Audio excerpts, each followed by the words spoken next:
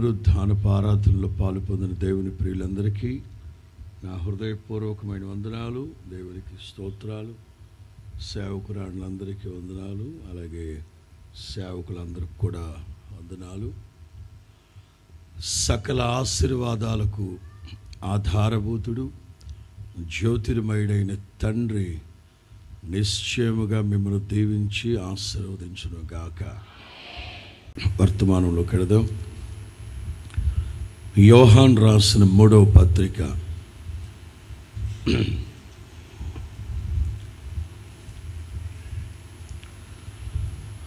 యోహాను రాసిన 3వ పత్రిక 2వ వాక్యాన్ని నేను చదువుతాను.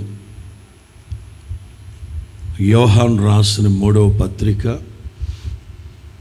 2వ వాక్యం. ప్రియుడా, నీ ఆత్మ వర్ధిల్లుచు ఉన్న ప్రకారం నీవు అన్ని విషయములలో వర్ధిల్లుచు సౌఖ్యముగా ఉండవలెనని ప్రార్థించుచున్నాను. మరొకసారి చదువుతున్నాను. యోహాను 3వ పత్రిక 2వ వాక్యం. ప్రియుడా, నీ ఆత్మ వర్ధిల్లుచున్న ప్రకారం నీవు అన్ని విషయములలో వర్ధిల్లుచు సౌఖ్యముగా ఉండవలెనని ప్రార్థించుచు ఉన్నాను. దేశ భాషలందు తెలుగు లెస్స. ప్రియుడా అని సంబోధిస్తున్నాడు దైవజనుడు.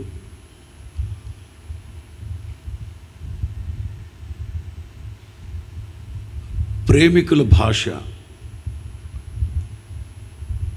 ఆడపిల్ల అయితే ప్రియుడా అని సంబోధిస్తుందేమో, అదే మగపిల్లోడైతే ప్రియా అని సంబోధిస్తాడు, లేకపోతే ప్రియతమైన. ఒక దైవజనుడు సంఘంలో ఉన్న ఒక భక్తి కలిగిన, సత్యమును అనుసరించి సేవకుల్ని ప్రేమిస్తూ ఉన్న, లేక దేవుని వాక్యాన్ని బట్టి సేవకుల్ని ప్రేమిస్తూ ఉన్న తెలుగు బైబిల్లో పెద్దనైన నేను సత్యమును బట్టి ప్రేమించు. ఇన్ ఇంగ్లీష్, పెద్దనైన నేను సత్యమును బట్టి నిజముగా ప్రేమించు ప్రియమైన గాయు. అంటే రియాలిటీ, నిజముగా. నిజముగా అంటే అబద్ధముగా నటించే వాళ్ళు కూడా ఉన్నారా అంటే లేకపోలేదు. నిజమైన ప్రేమ, అబద్ధపు మాయదారి ప్రేమ, ఫేక్. మేరా భారత్ మహాన్. ప్రపంచ సాంకేతిక నిపుణులందరూ ఈ మధ్య ఒక సర్వే నిర్వహిస్తే ప్రపంచ మేధావులు, సాంకేతిక నిపుణులు ఈ సోషల్ మీడియా మీద సర్వే నిర్వహిస్తే 100కి 90% ఫేక్ వార్తలు వ్యాప్తి చెందించే దేశంలో మొట్టమొదటిగా భారతదేశం నిలిచింది. 90% ఫేక్. అందులో మొదటి స్థానం. ప్రపంచ జనాభాలో మొదటి స్థానానికి వచ్చేసాం. ఇక ఫేక్ వార్తలు ఫ్యాబ్రికేట్ చేసి డెమాన్స్ట్రేట్ చేయడంలో మొదట్లోకి వచ్చేసాం.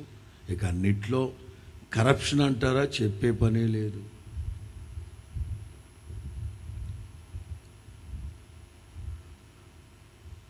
ఒక దైవజనుడు సత్యవాక్యమును బట్టి నిజంగా ప్రేమిస్తూ ఉన్న ఒక భక్తునికి ఉత్తరం రాశాడు. అంటే సేవకులు కూడా నటిస్తారా అంటే, కొంతమంది నటించే వాళ్ళ దగ్గర నటించక తప్పదేమో. రోమి వెళ్ళినప్పుడు రోమిలాగా ఉండాలి, ఏదో సామెత ఒకటి ఇంగ్లీష్లో, అట్లా తప్పదేమో. సంఘములో ఉన్న ఒక భక్తి కలిగిన గాయు అనే వ్యక్తికి వ్యక్తిగత ఉత్తరం ఇది. అందులో మాట ఇప్పుడు మనం చదువుకుందాం.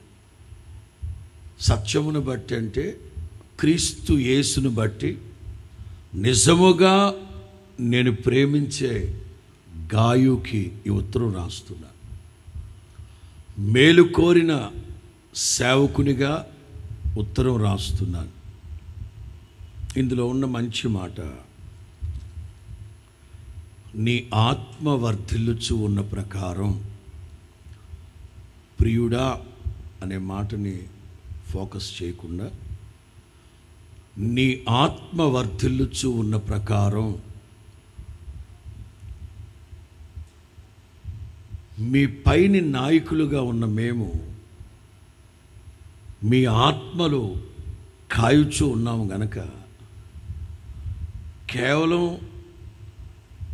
మీ వ్యవసాయము, వ్యాపారము, చదువులు, దీర్ఘాయుషు, పెళ్ళిళ్ళు, పేరంటాలు, సరిహద్దుల విషయాలు పరచబడ్డం, పెట్టుబడులు దీవించబడ్డం, క్రొత్త వ్యాపారాలు ప్రారంభించడం, చదువుల్లో ఉన్నత శిఖరాలు అధిష్ఠించాలని, ఏ వయసులో జరగాల్సిన ముచ్చట ఆ వయసులో జరగాలన్నట్లుగా పెళ్ళిళ్ళు, పేరంటాలు, ఇవన్నీ వీటన్నింటి కోసం ప్రార్థన చేస్తూ ఉంటాం. కొంతమంది వాళ్ళ ఇంట్లో ఉన్న కోళ్ళను గురించి, దున్నపోతుల గురించి, గొడ్లను గురించి, ఎడ్లను గురించి చెప్తే ప్రార్థన చేస్తాం. చెయ్యాలి కూడాను. పాడి పంట దీవించబడాలి. మాకు తెలియని కొత్త విషయాలు మీరు ఏదైనా చెప్పి ప్రార్థన చేయమంటే, అందుకు సంబంధించిన వాక్యం ఏదైనా ఉంటే ఆధారంగా జత చేసి ప్రార్థన చేస్తాం. కేవలం అవే కాదు, మీ ఆత్మ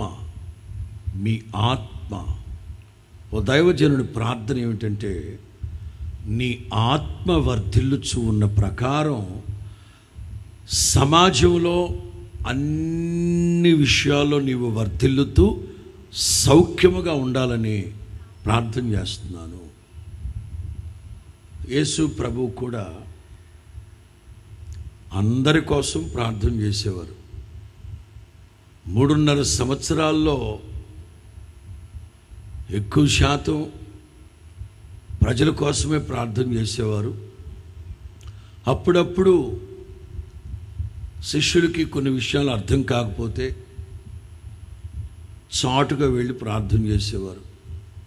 మరలా వాళ్ళ ముందే ప్రార్థన చేస్తే, బుర్ర తక్కువడు ప్రభువా, వీళ్ళకి ఏం అర్థం కావట్లేదు ప్రభువా, ఎన్నిసార్లు చెప్పాలి ప్రభువా, ఇట్లాంటి చదువు సంధి లేని పామరులు నాకంట కట్టేవేంటి ప్రభు అని చేస్తే బాధపడతారేమోనని చాటుగా వెళ్ళి ప్రార్థన చేశారు. మరికొన్ని విషయాలు చెప్పి చెప్పక మునిపే ఇట్టే అర్థం చేసుకునేవాడు. యేసు ప్రభు అన్నారు, అందరూ నన్ను గూర్చి ఏమనుకుంటున్నారు, హేరోదు వాళ్ళ ఇంట్లో వాళ్ళు ఏమనుకుంటున్నారు, ప్రవక్తల సమూహం ఏమనుకుంటున్నారు, అదిగో పలానా ధర్మశాస్త్ర ఉపదేశకులు వాళ్ళేమనుకుంటున్నారు, ఇట్లా అడిగి తెలుసుకుంటే ఏవేవో భిన్న అభిప్రాయాలు చెప్పారు.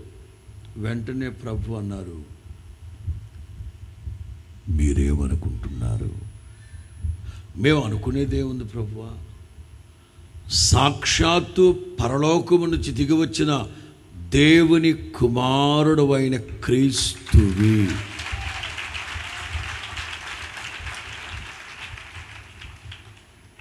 దేవుని కుమారుడు అయిన యేసు అనలేదు, క్రీస్తువి, క్రీస్తు. అందుకే యేసు క్రీస్తు పుట్టినప్పుడు దేవదూత, దావీదు పట్టణమందు నేడు మీ కొరకు రక్షకుడు పుట్టి ఉన్నాడు, ఈయనే ప్రభు అయిన, పగిలిపోద్ది. యేసు కాదు, క్రీస్తు. ఈయనే ప్రభు అయిన క్రీస్తు. క్రీస్తు అనేదే ఒక క్రిస్మస్ వర్తమానం. క్రీస్తు. యేసు ప్రభు. అందరూ నన్ను గురించి ఏమనుకుంటున్నారు అంటే, అందరూ మేధావుల సంఘం అంతా చెప్పింది ఒకటి, విద్య లేని పామరులైన వీళ్ళు చెప్పింది. వెంటనే ప్రభు అన్నారు, not flesh and blood reveal these things. రక్త మాంసాలు మీకు ఈ మాట బయలుపరచలేదు, సాక్షాత్తు నా తండ్రి. స్తోత్రం చెప్పండి. ఆ సందర్భంలో కూడా మరిన్ని ప్రశంసించే మాటలు ప్రభు దగ్గర ఉన్నాయి. ప్రశంసిస్తే నెత్తికెక్కుతారేమోనని చాటుగా వెళ్ళి, తండ్రి, శాస్త్రులు, పరిసయ్యులు, సద్దూకయ్యులు, ధర్మశాస్త్రోపదేశకులు, వాళ్ళకి అర్థం కావట్లేదు ఏంటయ్యా, నేను ఎంత చెప్పినా, ఎన్నిసార్లు చెప్పినా వాళ్ళకి అర్థం కాదేమిటయ్యా, విద్య లేని పామరులని వీళ్ళకి అర్థమయ్యేటట్లు నేర్పిస్తున్నావా, నువ్వు గొప్ప దేవుడు అయ్యా అని ప్రశంసించాల్సి వచ్చినా, కోప్పడాల్సి వచ్చినా చాటుగా వెళ్ళేవారు. అయితే ఇక మరొక్క నెల 40 రోజుల్లో యేసు ప్రభు ఈ లోకాన్ని విడిచిపెట్టి వెళ్ళిపోతారు. అట్ దట్ టైం సుదీర్ఘ ప్రార్థన చదవద్దు, జస్ట్ గుర్తుపెట్టుకోండి. యోహాను సువార్త 17లో యేసు ప్రభు శిష్యుల కోసం సుదీర్ఘ ప్రార్థన చేశారు. ఆ ప్రార్థనలో యేసు ప్రభు ఒక నాయకునిగా ఉంటూ, తండ్రి, నీవు నాకు ఇచ్చిన వాళ్ళలో ఒక్కడిని నేను పోగొట్టుకున్నాను, అది కూడా వాడు దురాత్మ పట్టిన వాడై వెళ్ళిపోయాడు. ఈ ఆత్మల్ని కాయాల్సిన నేను వాడిని ఒక్కడిని పోగొట్టుకున్నాను. కేవలం నా మహిమని మీరు చూడాలి, నాకంటే గొప్ప కార్యాలు మీరు చేయాలి, నాకంటే ఉన్నతంగా మీరు సంఘాన్ని, ఇవన్నీ ఒక ఎత్తు. కానీ ఆత్మ వర్ధిల్లుచు ఉన్న ప్రకారం, ఆత్మ వర్ధిల్లుచు ఉన్న ప్రకారం అన్ని విషయాల వర్ధిల్లుతూ సౌఖ్యంగా. కొంతమంది అయ్యారు మొదట సమాజంలో సామాజికంగా బాగా వర్ధిల్లాక, బాగా సంపాదించాక అప్పుడు ఆత్మీయతలోకి వచ్చి, అప్పుడు కాదు నాయన, వాక్యం ఏమంటుంది, అదే పాస్టర్ గారు వాక్యం అట్లుంటుందిలే, వాక్యం ఉన్నట్లుగా నడిచేస్తావేంటి, నా మాట కూడా వినండి, చెప్పు. మొదట సమాజంలో బాగా వృద్ధి చెంది, బాగా సంపాదించి, అప్పుడు దేవుని రాజ్య వ్యాప్తికి ఇంకా సహకరించగలం కదా.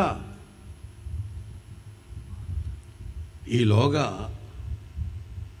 ఆ సంపాదించే కార్యక్రమంలో ఆత్మహత్య చేసుకుని చచ్చిపోతావేమో, జాగ్రత్త. ఏంటంటే పుసుకుమని అంత మాట అనేసారు. పుసుకుమని కాదు, ఉన్నదే చెప్పారు. ధనాపేక్ష సమస్త కీడులకి కొందరు, సంఘములో ఉన్న కొందరు దానిని ఆశించి, మొదట మాట్లాడితే మందా, కొందరు దానిని ఆశించి మొదట విశ్వాసములో నుంచి తొలగిపోతారట. ఆ తర్వాత తమ్మును తామే పొడుచుకొని చచ్చిపోతారట. నాయనా, నీవు సంపాదించే క్రమంలో ఇదిగో టార్గెట్ పెట్టుకుంటావు. 10 లక్షలు సంపాదించిన తర్వాత ఇక దీన్ని వదిలిపెట్టి ఇంటికి వెళ్ళిపోయి వ్యాపారం చేసుకుందామని వస్తావా? అయ్యగారు 3 ఏళ్ళు ఎంత 3 ఏళ్ళు కత్తారు వెళ్ళి సంపాదించుకొచ్చేస్తా, వచ్చాక ఇక వెళ్ళానండి బాబా ఈ పెళ్ళాం పిల్లలతోనే. అమ్మ వచ్చాడా? 30 ఏళ్ళండి అయ్యగారు. ఇదిగో వస్తా ఇదిగో వస్తా ఇదిగో వస్తా రాడాడు. దానికి అలవాటు పడ్డవాడు ఎందుకు వస్తాడని బాబా? తాగుబోతుని భార్య అడిగిందంట, ఇక ఆపండి అంటే ఆపలేనే, ఆపండి ఇంకా ఆపలేనే. ఎందుకు ఆపలేరు? గొంతు తడిస్తే ఆగదే. ఏంటది? అందులో దిగినోడు ఆగడు. అంచేత మొదటని మీరు సమాజంలో వర్ధిల్లడం కాదు, ఆత్మలో వర్ధిల్లాలి. స్తోత్రం చెప్పండి. గండి సేవకులమైన మా బాధ్యత లోక సంబంధంగా మీరు వర్ధిల్లాలి, వృద్ధి చెందాలి, అభివృద్ధి చెందాలి, మహాభివృద్ధి చెందాలి, విస్తరించిపోవాలి, సరిహద్దులు వెళ్ళిపోవాలని కాదు. మొదట మీ ఆత్మ వర్ధిల్లాలి. ఎందుకో చెప్పనా? ఈ శరీరం కానీ ప్రాణం కానీ అక్కడికి రాదు. మన్నైనది వెనకటి వల్లే మన్నైపోతుంది. మాట్లాడాలి, స్పందించాలి అందరూ. మన్నైనది వెనకటి వల్లే మన్నైపోతుంది. ఆత్మ తాను అనుగ్రహించిన తొండి. అందరు ఆత్మలు వెళ్ళిపోతాయండి దేవుని దగ్గరికి. మరి ధనవంతుడు ఎందుకున్నాడు నరకంలో? ధనవంతుడు ఎందుకున్నాడు నరకంలో? ఎటు అందరు వెళ్ళిపోతారా పరలోకానికి? ఆత్మ వర్ధిల్లాలి. దేవుడు నరుణ్ణి సృష్టించినప్పుడు చూడండి, దేవుడు నేలమంటితో ఎవరిని ఊరుకోండి, కరెక్ట్గా చెప్పండి. మట్టితో బొమ్మను చేస్తాం కదా. చిన్నప్పుడు వినుంటారు పాటలు, మీరు వినకూడదన్నా చెవిలో పడతా ఉంటాయి అవి. బొమ్మను చేసి చెప్పలా, నేను చెప్పలా, బొమ్మను చేసి దేవుడు బొమ్మను చేయలేదు. నేలమంటితో మట్టితో చేసేటప్పుడే దేవుని చేతిలోకి వెళ్ళిన వెంటనే ఆ మట్టి కాస్త ఇదిగో మాంసంగా మారిపోయింది. స్తోత్రం చెప్పు గట్టిగా. హల్లెలూయా. దేవుడు బంకమట్టిలో చేయబెట్టి ఒక ముద్ద తీసాడా, ఆ ముద్ద మాంసంగా ఉంటుంది. అది మాత్రం బంకమట్టే, నేలమంటే. నేలమంటితో నరుణ్ణి సృజించి ఈ నాసికా రంధ్రాలలో జీవవాయువుని ఓదగా జీవాత్మ పూర్ణుడాయను. హల్లెలూయా, హల్లెలూయా. నరుణ్ణి సృజించి మనిషి 3 భాగాలు: ప్రాణము, ఆత్మ, శరీరం. ప్రాణము, ఆత్మ, శరీరం. ఎప్పుడైతే ఆదాము నాసికా రంధ్రాల్లో జీవవాయువుని ఊదారో జీవాత్మ పూర్ణునిగా మారాడు. జీవాత్మ అంటే ఎన్నటెన్నటికీ మరణము చవి చూడని ఒక ఆత్మ. చెవిగలవాడు ఆత్మ చెప్పు సంగతులు గ్రహించునుగాక. జీవాత్మ అంటే ఎన్నటెన్నటికీ మరణము చవి చూడని ఒక ఆత్మ. అందుకే ఆ రోజుల్లో మనుషులు, ఈ ఆదాము కూడా 900 చిల్లర సంవత్సరాలు బ్రతికాడు. ఆ రోజున గనక పాపం చెయ్యకపోయి ఉంటే ఈ రోజున మీరు నేను ఆదాము భుజాల మీద కూర్చొని ఆడుకుంటుండేవాళ్ళమేమో. దేవుడు జీవాత్మతో నింపి హెచ్చరిక, దీన్నే ముందస్తు హెచ్చరిక ఆ చెట్టు పండు తిన్నావంటే నిశ్చయముగా మరణిస్తావు. మరి చనిపోయాడా? చావలేదు, ఆత్మ చచ్చింది. ఎల్లప్పుడూ జీవముతో జీవముతో జీవముతో జీవముతో నింపబడి ఉండాల్సిన ఆత్మ కాస్త చచ్చింది. ఆ తర్వాతే భక్తులు రాశారు, ఆత్మ తాను అనుగ్రహించిన దేవుని దగ్గరికి వెళ్ళిపోదు, ఉండదే. కానీ ఇక్కడ గమనించాలి, నిశ్చయముగా చచ్చిపోతావు. అవును, ఎవరైనా చనిపోయినప్పుడు ఆ దేహం అక్కడ ఉంటుంది. ఏడ్చేవాళ్ళు ఏమని ఏడుస్తుంటారు? వెళ్ళిపోయావా బామ్మ, వెళ్ళిపోయావా బామ్మ. ఎక్కడికి వెళ్ళిందా? ఇక్కడే ఉంటే ముసలిదా? ఇక్కడే ఉందిగా. ఓ తాత, ఓ తాత, వెళ్ళిపోయా. ఎక్కడికి? ఇక్కడే ఉన్నాడుగా, ఇక్కడే ఉన్నాడుగా, ఇక్కడే ఉన్నాడు కదా. మరి వెళ్ళిపోయింది ఏమిటి? ప్రతి ఒక్కళ్ళకి సెన్స్ ఉంటుంది. అన్ని జనులైనా, ఆత్మీయులకైనా, క్రైస్తవులకైనా, క్రైస్తవేతరులకైనా ప్రతి ఒక్కడికి తెలుసు, మోక్షం అనేది ఒకటి ఉంది, అగ్నిగుండం అనేది ఒకటి, పరలోకం అనేది ఒకటి, నరకం అనేది ఒకటి ఉందని అందరికీ తెలుసు. కాకపోతే పదాలు మారుతుంటాయి అంతే, పదాలు మారుతుంటాయి అంతే. ఇక్కడే ఉంది కదా దేహం, ప్రాణం పోయింది, కానీ ఆత్మ వెళ్ళిపోయింది అక్కడికి. అందుకే ఆత్మ వర్ధిల్లుచున్న ప్రకారం మీరు అన్ని విషయాలు వర్ధిల్లుతూ సౌఖ్యముగా ఉండాలి. స్తోత్రం చెప్పండి గట్టిగా. ఒక్కసారి పాపం చేసిన వాడు ఎన్నటెన్నటికీ జీవించకూడదు అన్న ఉద్దేశంతో ఏదైనా తోటలో 3 రకాల చెట్లు ఉన్నాయి. అంటే మొదటి గ్రూప్ ఆహారానికి సంబంధించిన వృక్ష ఫలాలు, బోల్డ్ అని వృక్ష ఫలాలు ఉన్నాయి. అది మొదటి గ్రూప్. రెండవది మంచి చెడులను తెలివినిచ్చే చెట్టు ఒకటే. 3 జీవ వృక్ష ఫలములిచ్చే చెట్టు. దేవుడు అనుమతించకుండానే బరి తెగించి ఈ పండ్లు తినేశాడు. ఇంకా వీడిని ఇక్కడే ఉంచితే రేపటి రోజున నా కళ్ళు కప్పి తింటాడు. వీడు తినకపోయినా వాడు నాగరాజు గారు, ఎవరు సర్పరాజు గారు మరలా మోసం చేస్తాడు. ఒక్కసారి పడ్డవాడికి ఇంకా ఈజీయే కదా, పదే పదే పడిపోవడం మానవ సహజం కదా. అంచేత ఒక్కసారి పాపం చేసిన వాడు ఎన్నటన్నిటికీ బ్రతకూడదన్న ఉద్దేశంతో వాళ్ళని ఏదేనులోంచి వెళ్ళగొట్టి,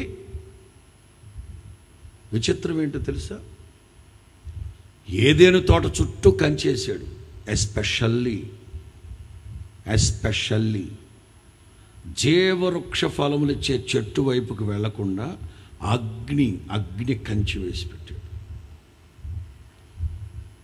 మామూలు కంచి వేస్తే, కంచి దూకడం మనకేం పెద్ద కొత్త, గోళ్ళ దూకడం అలవాటే కదా.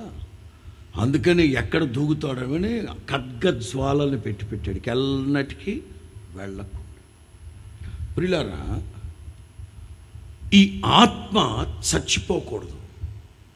ఈ ఆత్మ కల్మషము చేత నింపబడకూడదు. చదువుతాం. యెహెజ్కేలు గ్రంథం 18వ అధ్యాయం. యెహెజ్కేలు గ్రంథం 18:4 మనుష్యులందరూ నా వశములో ఉన్నారు, తండ్రులేమి కుమారులేమి అందరూ నా వశములో ఉన్నారు. పాపము చేయువాడెవడో వాడే మరణము నొందును. పాపము చేయువాడు ఎవడో వాడే మరణము నొందును. In English the soul that sinneth, ఎవని ఆత్మ పాపం చేస్తుందో వాడే. In English the soul that sinneth. ఈ పాపములో నుంచి పాప నివృత్తి ప్రాణ ఆత్మ దేహాలు దేవుని రాకడకు నిందారహితముగా ఉండాలి. ఈ ప్రాణాత్మ దేహాలలో ఒకటైన ఆత్మ పాప నివృత్తి చెందాలి అంటే యేసు రక్తం చేత కడగబడాలి. యేసు రక్తం ప్రతి పాపము నుండి మనలను పవిత్రులుగా చేయునుగాక. ఇది శరీరానికి ఆత్మకును కలిగిన ప్రతి పాపములో నుంచి మనల్ని విడుదల కలుగు చేస్తుంది. ఒక్క మాట, ఆత్మ వర్ధిల్లుచు క్షేమంగా సౌఖ్యంగా వృద్ధి చెందుతూ వర్ధిల్లుతూ ఉండాలంటే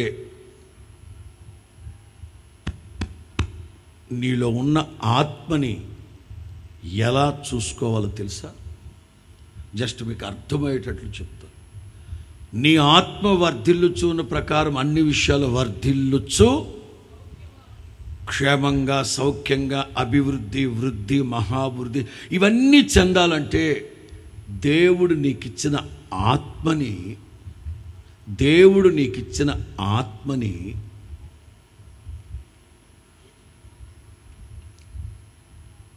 మీ ఇంటికి వచ్చిన కోడల్ని చూసుకున్నట్టు చూసుకోవాలి.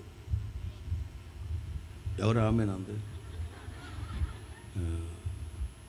కొడుకులు లేరు కదమ్మా నీకు, కదా? ఉన్నాడా? వచ్చాక తెలుస్తుంది.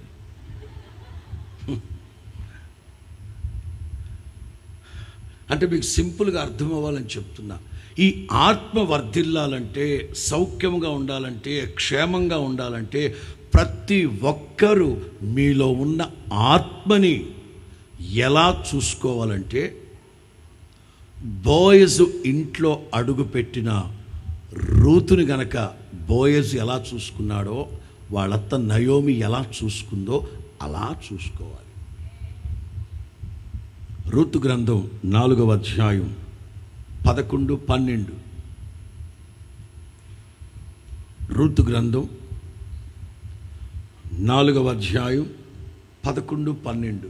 అందుకు పురద్వారమున నుండిన ప్రజలందరూ పెద్దలను మేము సాక్షులము. యెహోవా నీ ఇంటికి వచ్చిన ఆ స్త్రీని ఇశ్రాయేలీల వంశమును వర్ధిల్ల చేసిన రాహేలును పోలిన దానిగాను లేయాను పోలిన దానిగాను చేయి. బోయజు విను, దేవుడైన యెహోవా నీ ఇంటికి తీసుకువచ్చిన ఆ స్త్రీని, నీ ఇంటికి తీసుకువచ్చిన ఆ కోడల పిల్లని ఇశ్రాయేలీల వంశమును వర్ధిల్ల చేసిన రాహేలుగాను లేయా పోలిందిగాను చేయునుగా. 12. ఎఫ్రాతాలో నీవు క్షేమాభివృద్ధి కలిగిన చెప్తున్నానా బాబు?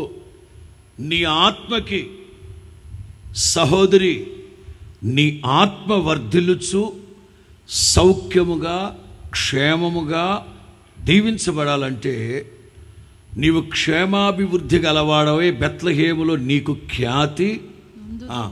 ఇగో నేను గనక దేవుడు నాకు ఇచ్చిన ఆత్మని ఇదిగో ఈ అనుభవాల్లో ఇప్పుడు వర్తమానం చెప్పబోతున్నానే, ఆ అనుభవాల్లో గనక నేను నడిపించుకుంటే దేవుడు నాకు ఖ్యాతిని క్షేమాభివృద్ధిని అన్ని విషయాల్లో వర్ధిల్లు చేస్తూ నన్ను ఆశీర్వదిస్తాడు. అలాగే ప్రతి ఒక్కళ్ళు అందుకే ఎన్నిసార్లు వాక్యములు హెచ్చరిస్తారో, ఆత్మలో మీరు మాంద్యులు కాక ఆత్మను ఆర్పకండి, ఆత్మను దుఃఖపరచకండి, ఆత్మలో చల్లారకండి, ఆత్మపూర్ణులై ఉండండి. ఎందుకంటే దేవుడు మీకు ఇచ్చిన ఆత్మ మీదే, దేవుడు మీలో ఉంచిన ఆత్మ మీదే మీ క్షేమాభివృద్ధి, మీ దీవెన, ఘనత, ఖ్యాతి ఇవన్నీ దానికి లింక్. అందుకే నేను అంటాను, మీ కోడలు లేక బోయజు నీకు మీ ఇంటికి వచ్చిందే రూతు, ఆ అమ్మాయిని గనక మీరు బాగా చూసుకుంటే, కోడల్ని గనక బాగా చూసుకుంటే అన్నీ బాగానే ఉంటాయి. లేదా తల్లికి కొడుక్కే పెట్టేస్తుంది కోడలు. మీరు కాదులే, సొసైటీ సంగతి మాట్లాడుతున్నారు. ఏవైనా చేస్తుంది, లేకపోతే కొట్టైనా కొట్టించుకుంటుంది, ఏదో ఒకటి జరుగుతుంది. అందుచేత దేవుని బిడ్డలు అందరూ, ఇదిగో దేవుడు మీకు ఇచ్చిన ఆత్మ వర్ధిల్లుచు సౌఖ్యముగా ఉండాలంటే దాన్ని ఎలా చూసుకోవాలి, దేని చేత వృద్ధి కలిగేటట్లుగా చూసుకోవాలి. 4 మాటలు, 3 చెప్తాను. సమయం అనుకూలిస్తే ఇంకొక మాట చదివి ముగిస్తాను. మొత్తం మీద ఎండ తీవ్రత ఎక్కువగా ఉంది కనుక 9:40కే ముగిస్తాను. ఒకవేళ ఆత్మ ఎక్కువైతే ఎక్కువ అవద్ది. ఇంతమందిని చూశాక అవదండి, ఇంకొక 5 నిమిషాలు త్వరగా ముగిస్తాను. ఎందుకంటే 2వ ఆరాధన కూడా చూద్దాం, అబ్రహాంతో మాట్లాడి. మొదటి ఆరాధన 6కే పెడితే బాగుంటుందేమో. రేపు సమ్మర్ నుంచి మొదటి ఆరాధన 6కి పెడితే 2వ ఆరాధన 9కి పెడితే మొత్తం మీద 12కంతా 2 ఆరాధనలు ముగిస్తే బాగుంటుందేమో. Will discuss later. మేబీ 1వ తారీఖు మీకు చెప్తాడు తను, రైట్? మొదటిది ఇర్మియా గ్రంథం 38:20. ఇర్మియా గ్రంథం 38:20. అందుకు ఇర్మియా, వారు నిన్ను అప్పగింపరు, నీవు బ్రతికి బాగుగా ఉండునట్లు నేను నీతో చెప్పుచున్న సంగతిని గూర్చి యెహోవా సెలవిచ్చు మాటను చిత్తగించి ఆలకించుము. In English,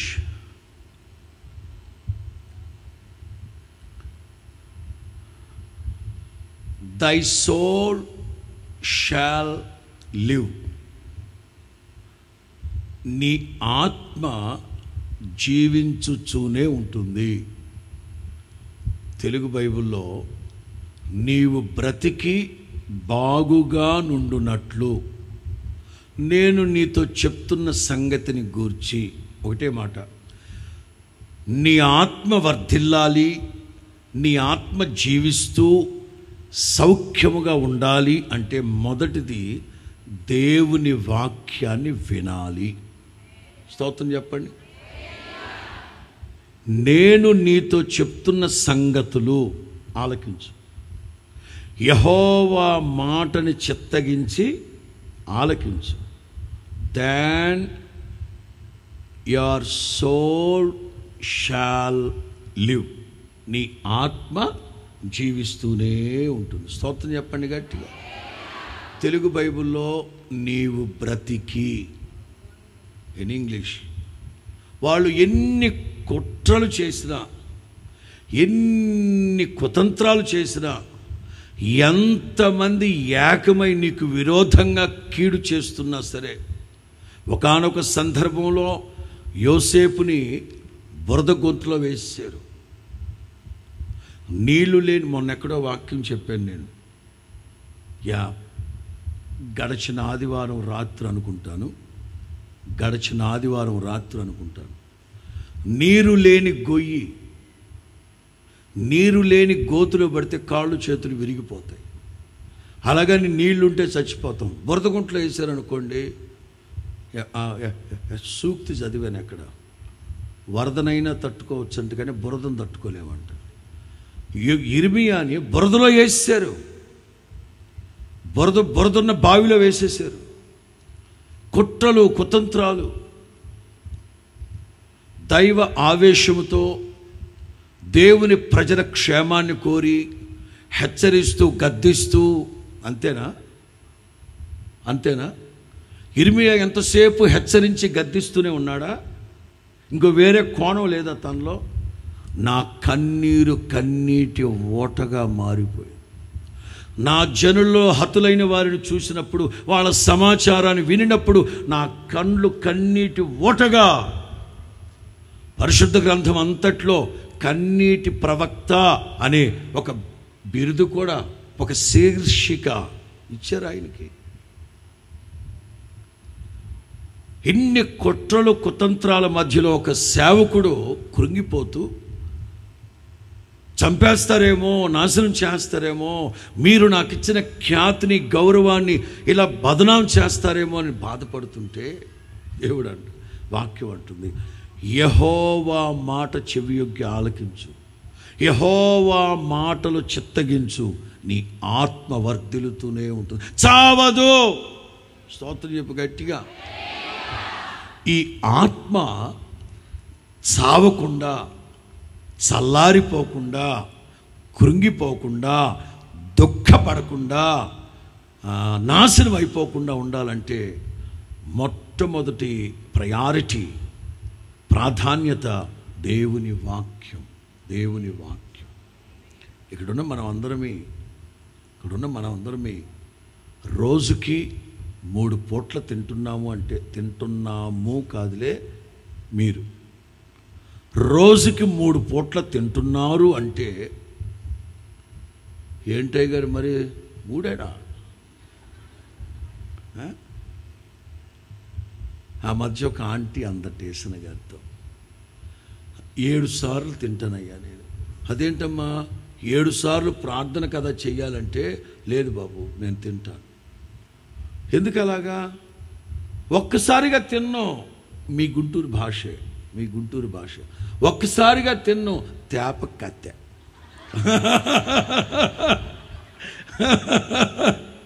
తేప కత్తె 7 సార్లు. మాది కడుపా లేకపోతే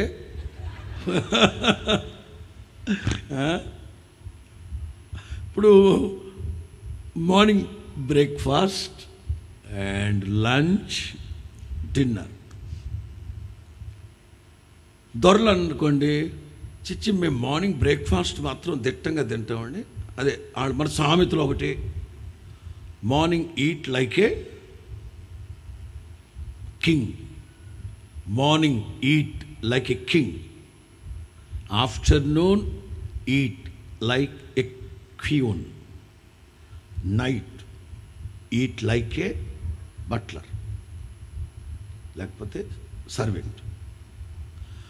మార్నింగ్ అట రాజుగారు భోంచేసినట్టు భోంచేయాలట. రాజుగారి భోజన పంక్తిలో జస్ట్ పప్పులుసు, గుత్తొంకాయ ఉంటుందా? ఉండవు. ఎన్ని ఉంటాయి? ఎట్లా తెలుసు మీకు? మాయాబజార్ సినిమా చూశారు మీరు. అది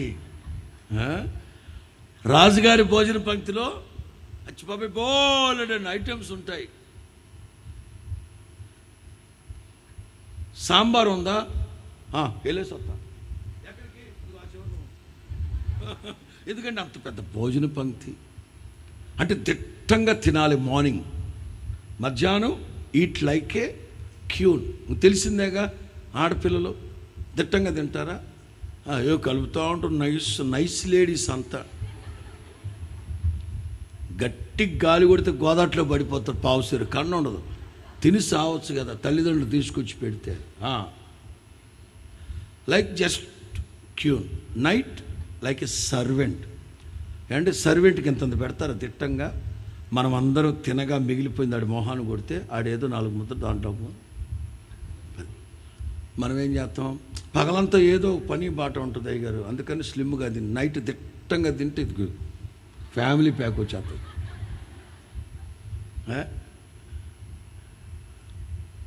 3 పూట్ల భోజనం చేస్తున్నాం. దేనికి? శరీరం బలంగా ఉండాలి, వృద్ధి చెందాలి. దేవుడిచ్చిన అవయవాలన్నీ, కండలు, ఎముకలు, కండరాలు, మూలుగులు అన్నీ బలపడాలి, దృఢంగా ఉండాలి. అంచేత 3 పూటలు తింటాం.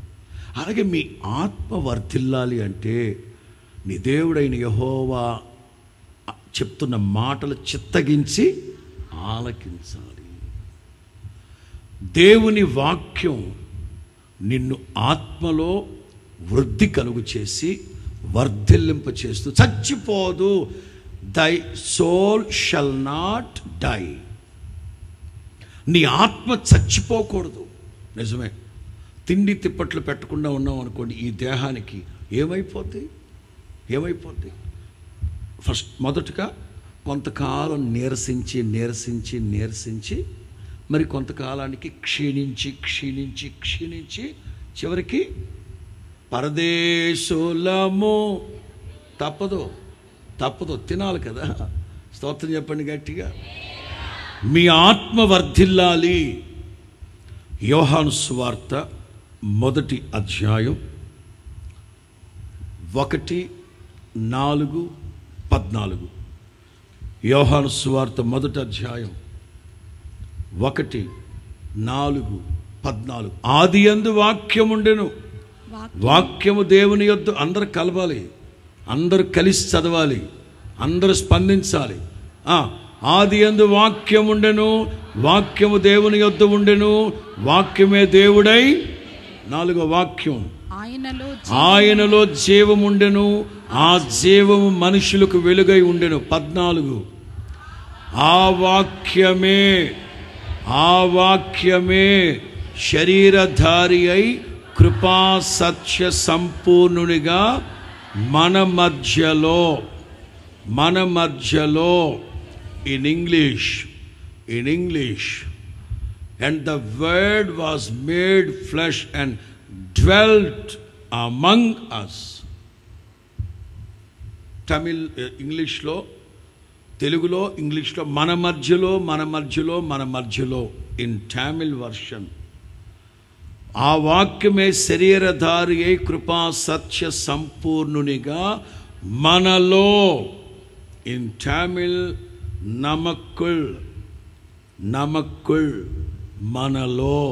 ఎస్, ఎవరిలో అయితే దేవుని వాక్యం నిలిచి ఉంటుందో, ఎవరి హృదయములో దేవుని వాక్యము నిలిచి ఉంటుందో వాళ్ళ ఆత్మ వర్ధిల్లుచు సౌఖ్యముగా ఉండేటట్లుగా ఆ వాక్యమై ఉన్న దేవుడే క్రియ జరిగించునుగాక.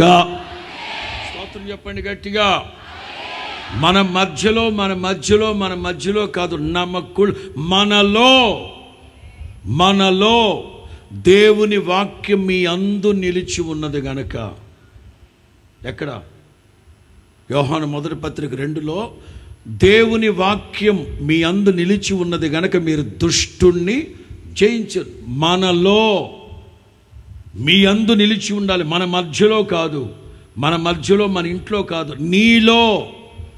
ఏ వ్యక్తిగత జీవితంలో ఏ వ్యక్తిలో అయితే నిలిచి ఉంటుందో వాళ్ళు దుష్టుణ్ణి జయిస్తారు, వాళ్ళ ఆత్మ వర్ధిల్లుతూ సౌఖ్యముగా ఉండునుగాక. ఈ మధ్యాహ్న ఉదయకాల సమయంలో మిమ్మల్ని అడుగుతున్నారు, మీలో దేవుని వాక్యం నిలిచి ఉందా? అయ్యగారు మాకు చదువు లేదు కదండి, మాకు ఎట్లా తెలుస్తా ఉందండి. నకరాలు వద్దు, అసలు చదువు లేని వాళ్ళకి తెలివితేటలు ఎక్కువ. చేబ్రోల్లో వయస్సును ఉన్నాడా? చేబ్రోలో వయస్సును పాస్టర్ ఉన్నాడా? ఎప్పుడైనా కలిసినప్పుడు ఏ వర్తమానం చెప్పావన్నా? 2001వ సంవత్సరం మార్చి 18వ తారీఖు మీరు చెప్పారన్న పలానా వర్తమానం. అది చెప్పాను. అవునా? ఏంటది? నాకే గుర్తులేదు. అతను చెప్తే కానీ నేను డైరీ తీసుకుని వెతుక్కోవాలి. నేను రాసిన వర్తమానాలు నాకు గుర్తుండవు, చదువు లేదు. ఎట్లా తమ్ముడు అంటే, మొత్తం వింటానన్నా, జాగ్రత్తగా ఆలకిస్తానన్నా, దాన్ని నేను ప్రార్థనాపూర్వకంగా దాన్ని డెవలప్ చేసుకుంటానన్నా, నేను చెప్తా ఉంటే మా అబ్బాయి రాసేస్తాడు అక్కడ. ఆశ్చర్యం. వాళ్ళకే ఎక్కువ తెలివితేటలు. అందుకే శనివారం విజ్ఞాపన కూడికలో నేను ఎప్పుడు చెప్తా ఉంటాను, మీ ప్రార్థన విన్నపాలని డైరీలో రాసుకోండి, తదేకంగా ప్రార్థన చేస్తూ ఉండండి. చదువు లేని వాళ్ళైతే మీకు గుర్తుంటాయి కనుక అవి ఉచ్చరించి ప్రార్థన చేయండి అని చెప్తా ఉంటాం విజ్ఞాపన కూడికలో. దేవుని వాక్యం నీలో నిలిచి ఉండాలి. మనం చేతిలో పట్టుకుంటున్నాం, బ్యాడ్జీలు పెట్టుకుంటున్నాం, అక్కడ పెట్టుకుంటున్నాం, ఫోటో ఫ్రేమ్ కట్టి పెట్టుకుంటాం, కానీ నీలో నిలిచి ఉండాలి. దేవునికి మహిమ కలుగునుగాక. సామెతలు 16:6. పాప నివృత్తి కలగాలంటే సామెతలు 16:6. కృపా సత్యముల వలన దోషమునకు ప్రాయశ్చిత్తము కలుగును. పాపానికి కృపా సత్యముల వలన. 3వ పాయింట్ కృప కనుక నేను ఫోకస్ చేయను. ఆదియందు వాక్యముండును, వాక్యమే దేవుడైన, ఆ వాక్యమే కృపా సత్య సంపూర్ణునిగా. కృపా సత్యముల వలన నీ పాపానికి ప్రాయశ్చిత్తము కలుగునుగాక. దేవుని వాక్యమే నీలో దాగి ఉన్న పాపానికి ఒక పరిహారాన్ని కలుగు చేస్తుంది. యోహాను సువార్త 3:19. యోహాను సువార్త 3:19. ఆ తీర్పు ఇదే, వెలుగు లోకములోనికి వచ్చిన గాని తమ క్రియలు చెడ్డవైనందున. యోహాను సువార్త 3:19. వెలుగు లోకములోనికి వచ్చిన కానీ తమ క్రియలు చెడ్డవైనందున మనుషులు వెలుగును ప్రేమించకుండా చీకట్లోనే ఉంటున్నారు. నీవు వర్ధిల్లాలి అంటే పాపం అనే చీకటి ఎక్కడో ఉంది, పాపం అనే చీకటి ఎక్కడో ఉంది. తలలు పైకెత్తండి. 30 ఏళ్ల క్రితం ఒక ఆఫీసర్ లేక ప్రొఫెసర్ యేసన్న గారిని కలవడానికి వచ్చారు బాపట్ల నుంచి. నాకు బాగా గుర్తుంది. బాపట్ల ప్రాంతం, బాపట్ల కాదు క్షమించాలి, అంబాజీపేట. కృపా పాల్ గారు అని ఐపీసీ వారు ఉండేవారు. ఎర్రగొండపాలెం మోషే పాస్టర్ గారి వాళ్ళ తాలూకు. అంబాజీపేట నుంచి ఒక పాస్టర్ గారు వచ్చారు, ఒక ప్రొఫెసర్. లేమల్లిలో బయట కూర్చొని, హాల్లో కూర్చొని మాట్లాడుతూ ఆయన, ఏమండి యేసన్న గారు,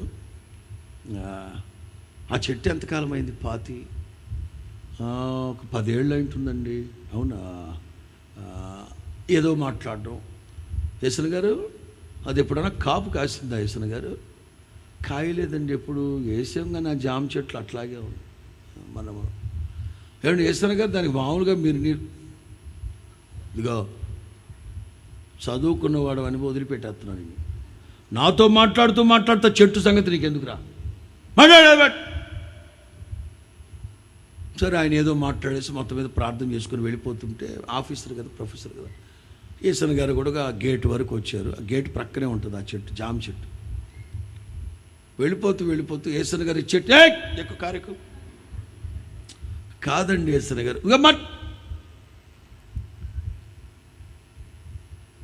ఆయన ప్రొఫెసర్, ఏ ప్రొఫెసర్ చెప్పాలి, ఏమంటే నాకు 1 గంట టైం ఇవ్వండి ప్లీజ్, నేను ఆ చెట్టు విషయం చూస్తాను. చెట్టుతో నీకేం పని అయ్యా, ప్లీజ్ 1 గంట టైం ఇవ్వండి.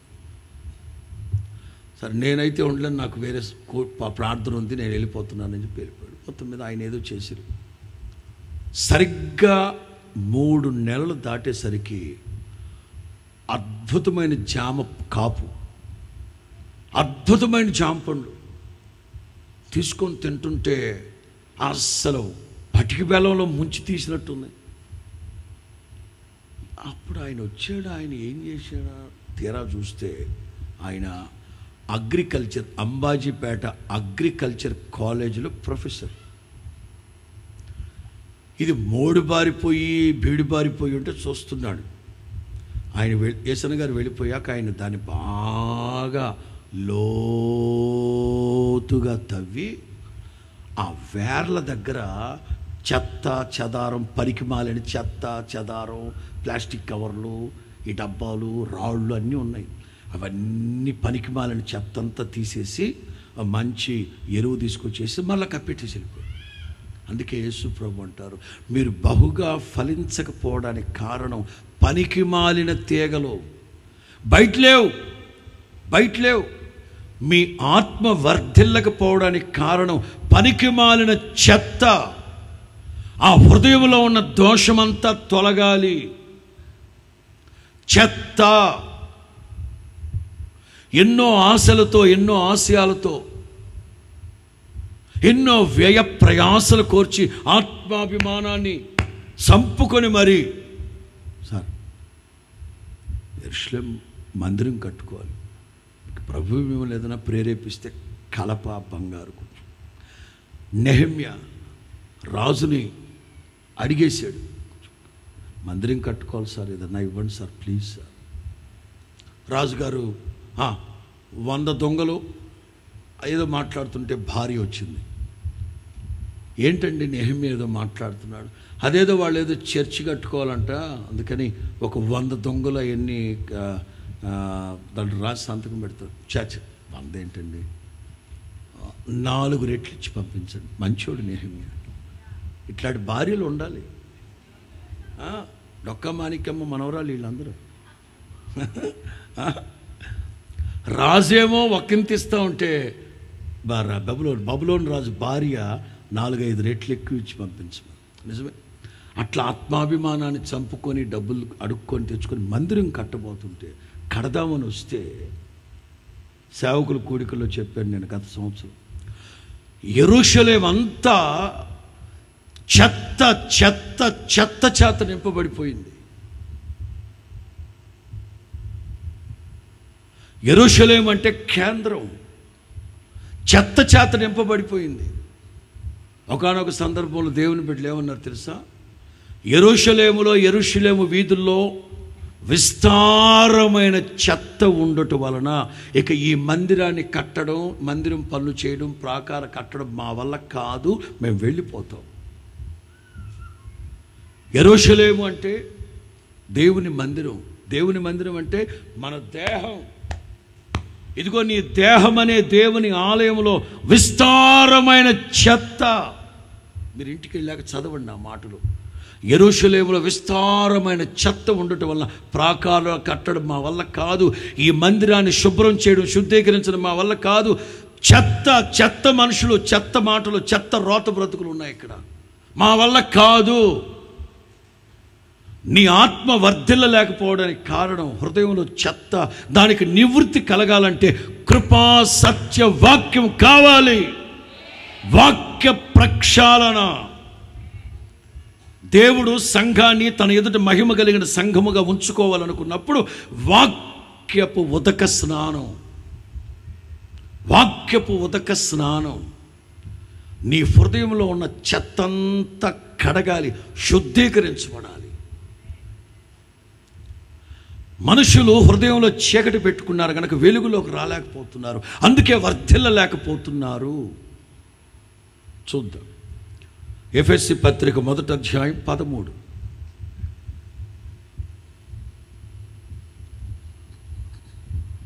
మీరును సత్యవాక్యమును. ఎఫెసీ పత్రిక 1వ అధ్యాయం 13వ వాక్యం. మీరును సత్యవాక్యమును. ఏ వాక్యమమ్మా? అనగా మీరు సత్యవాక్యమును. సత్యవాక్యమును అనగా మీ రక్షణ సువార్తను విని. మీ నీ నీ నీ ఇక్కడున్న వాళ్ళందరూ సత్యవాక్యాన్ని విన్నారు. అర్థమవుతుందమ్మా? మీరందరూ సత్యవాక్యాన్ని విన్నారు, మీ రక్షణ సువార్తను విని క్రీస్తునందలి విశ్వాసులుగా మారారు. స్తోత్రం చెప్పండి. అందుకే దేవుడు తన ఆత్మచేత మిమ్మల్ని చెవిగలవాడు ఆత్మ చెప్పు సంగతులు గ్రహించును గాక. ఆ వాక్యం అట్లాగే ఉంచదు. మీరందరూ, మీ ఆయన ఎక్కడున్నాడమ్మా? ఇంట్లో ఉన్నాడు. మీ అబ్బాయి కానీ అమ్మాయి కానీ అందరూ ప్రభువులోకి వచ్చారా? రాలా. ఇదే చెప్తుంది. ఈ సత్యవాక్యాన్ని తమరు విన్నారు. ఓకే, రక్షణ వాక్యాన్ని విని క్రీస్తునందలి విశ్వాసం కలిగి యేసు క్రీస్తు నిత్య జీవాన్ని ఇస్తాడు, నా పాపాలు కడుగుతాడు, పవిత్రపరుస్తాడని నమ్మి బాప్తిసం పొందావు. నువ్వు విశ్వాసం, నువ్వు విశ్వాసం గనక దేవుడిని ఆత్మచేత నింపాడు. బ్రదర్, మీ ఆవిడ, మీ పిల్లలు వ్యక్తిగతంగా మాట్లాడతారు. సత్యవాక్యాన్ని ఎవరైతే విన్నారో మీరు దేవుని ఆత్మ పొందారు గనక. నీ పేరమ్మా? రాణి. ఏ రాణో? రాణి. నిన్ను బట్టి నువ్వు నా యందు విశ్వాసం గలదానవు గనక మీ ఆయన మీద, మీ అమ్మాయి మీద, నీ కూతురు మీద, నీ మనవడి మీద, నీ కుక్క మీద నీ ఆత్మను కుమ్మరిస్తానంటాడా? No, never, not at all. నీ ఒక్కదానివే పరలోకానికి వస్తావు. సత్యం చెప్పు గట్టిగా. ఎవరైతే సత్యవాక్యాన్ని విన్నారో, ఎవరైతే సత్యవాక్యాన్ని విన్నారో ఆ సత్యవాక్యములో ఆ వాక్యము నిన్ను రక్షిస్తుంది, నిత్య నరకాగ్నిలో నుంచి నిన్ను రక్షిస్తుందని నమ్మి, ఆ రక్షించేవాడు యేసుక్రీస్తు అని నమ్మి బాప్తిసం పొందావు గనక విశ్వాసిగా మారావు. నీవు విశ్వాసివి గనక నా ఆత్మతో నిన్ను నింపుతున్నా. అదే చెప్తున్నా. వాక్యాన్ని విన్నారు గనక క్రైస్తవ కుటుంబంలో పుట్టిన వాళ్ళందరూ దేవుని బిడ్డలు కాదు. క్రైస్తవ కుటుంబాల్లో పుట్టిన వాళ్ళందరికీ దేవునితో సంబంధం ఉంది అనుకోమాకండి. ఒక పాస్టర్ గారు కొడుకున్నాడు అంటే వాడికి దేవునితో సంబంధం ఉంది అని అనుకోమాకండి. ఆ పాస్టర్ గారి కొడుకు సన్నిధిలో ఉండి వాక్యం చెప్తున్నాడంటే వాడికి సంబంధం ఉంది అనుకోమాకండి.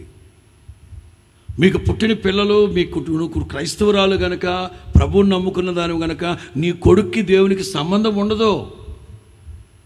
భార్యాభర్తలుగా నీకు మీ ఆయనకి సంబంధం ఉంటుందేమో కానీ దేవునితో సంబంధం ఉండదు. ఎలా ఏర్పరచుకోవాలి దేవునితో సంబంధం? మొదట నీవు రక్షణ వాక్యాన్ని విని నమ్మాలి. అందుకే సేవకులు అడుగుతారు, యేసుక్రీస్తుని నీ స్వరక్షకుడిగా నీవు అంగీకరిస్తున్నావా? ఆయన నీ పాపంలో నుంచి విడుదల కలుగు చేస్తారని నమ్ముతున్నావా? యేసు రక్తం నీ పాపాలు కడుగుతుందని నమ్ముతున్నావా? ఆయనే నిజమైన దేవుడని నమ్ముతున్నావా? నమ్మి బాప్తిసం పొందినవాడు రక్షింపబడి విశ్వాసిగా మారుతాడు. విశ్వాసులందరికీ దేవుడు తన ఆత్మని ఆమేన్ ఆమేన్. రక్షించబడ్డవాడు మౌనంగా ఉండలేడు. మోషే అంటే ఒక బిడ్డలో జీవం ఉంది అంటే వాడు మౌనంగా ఉండలేడు. మోషే పుట్టాడు. పుట్టిన వెంటనే వాడు గోల చేయకపోతే, కేక వేయకపోతే కొడతారు. పెట పిర్ర మీద 4 వేస్తారు. తల్లికేమో బాధ, శుభ్మా అంటూ బిడ్డను, నా బిడ్డను కొట్టేస్తున్నారు. కొట్టకపోతే నువ్వు పోతావు, ఈడు పోతాడు. అందుకని వాడిని ఇటు పట్టుకొని పెట కేకేసిన వెంటనే బయట ఉన్న అత్త, మామ, భర్త, గిర్తాళ్ళందరూ థ్యాంక్ గాడ్. కేక వినబడేంత వరకు వీళ్ళ గుండెల్లో రైళ్లు పరిగెడతా ఉంటాయి. నేను అంటాను, జీవం ఉన్నవాడు పుట్టాడు కానీ మౌనంగా ఉన్నాడు అనుకో, బెల్లం కొట్టిన రాయిలాగా. వీడికి ఏదో పోయే కాలం దగ్గర పడిదిరా, అందుకని వాడు కేకేయాలి. మోషే 3 నెలలు దాచిపెట్టారు. ఇక వాళ్ళ వల్ల కావట్లే. ఎందుకంటే వాడు ఏడవకుండా ఉంటాడా? కేకేయకుండా ఉంటాడా? జీవం ఉన్నవాడు కేకేస్తాడు. నా పేరు పెట్టబడిన నా జనులు హృదయ ఆనందము చేత కేకలు. నీలో జీవం ఉంటే మౌనంగా ఉండలేవు. నీలో జీవం ఉంటే ఆ జీవ వాక్యాన్ని నలుగురికి చెప్పకుండా ఉండలేవు. స్తోత్రం చెప్పండి గట్టిగా. ఉదాహరణ, ఒక చెట్టు 100 కొలది విత్తనాలని ఉత్పత్తి చేస్తుంది. ఒక చెట్టు 100,000 కొలది విత్తనాలని ప్రొడ్యూస్ చేస్తుంది ఒక చెట్టు. కానీ ఆ చెట్టు విత్తబడింది ఒక్క విత్తనమేగా. ఒక్క విత్తనం. అది ఎప్పుడు? 50 ఏళ్ల క్రితం విత్తబడింది. ఏమ్మా? ఒక్క విత్తనం అంటే వాక్యం. ఒక్క విత్తనం విత్తితే 50 ఏళ్ల క్రితం అది బాగా ఫలించి ఆ విత్తనం అనేక వేల విత్తనాలను ఉత్పత్తి చేస్తుంది. గమ్మత్తు చెప్పనా? 50 ఏళ్ళగా ఒకే రకమైన విత్తనాలు. అంతేగాని కరోనాకు ముందు బాగా, కరోనా తర్వాత అట్లా కాదు. 100 ఏళ్ల క్రితం ఏ జీవము కలిగిన విత్తనం విత్తబడిందో ఆ చెట్టు సచ్చేంత వరకు జీవము కలిగిన విత్తనాలనే ఉత్పత్తి చేస్తుంది. నీవు రక్షించబడినప్పుడు ఏ సత్యవాక్యాన్ని, రక్షణ వాక్యాన్ని విన్నావో, నీవు బ్రతికున్నావు కదా, నీ ద్వారా అదే రక్షణ వాక్యం అనేకులు వినాలి. నీలో వాక్యం ఉంటే నువ్వు విత్తాలి, నువ్వు ఫలించాలి, ప్రొడ్యూస్ అవ్వాలి నీలో దేవుని వాక్యం. నేను చెప్తున్నా, ఇక్కడున్న మీరందరూ రక్షించబడ్డారు. ఎంతమంది ఏడాదికి ఒక్కళ్ళకు చొప్పున మీలో ఉన్న వాక్యాన్ని కనుక వాళ్ళకు విత్తితే ఇక్కడ ఎన్ని ఆరాధన జరగాలి? 4. మరేంటి చెయ్యాలి? స్తోత్రం చెప్పండి గట్టిగా.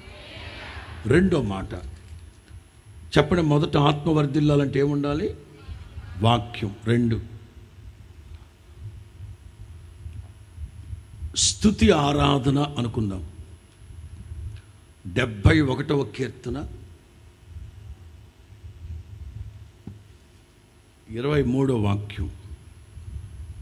నేను నిన్ను కీర్తించునప్పుడు. 71వ కీర్తన 23వ వాక్యం.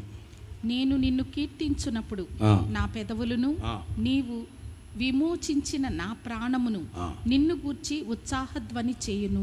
మై సోల్, నా ఆత్మ, నేను నిన్ను కీర్తించేటప్పుడు నా పెదవులు, నా ఆత్మ, నీవు విమోచించిన నా ఆత్మ కూడా నిన్ను గూర్చి ఉత్సాహధ్వని చేయ. స్తోత్రం చెప్పండి.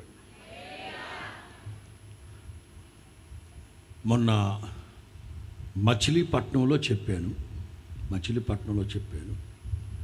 అండ్ మార్చ్ గుడారాల పండుగ తర్వాత మార్చి 17వ తారీఖు అనుకుంటాను, నేను రాజమండ్రి గుడారాల పండుగ నుంచి వెళ్ళాక చెప్పాను. అక్కడ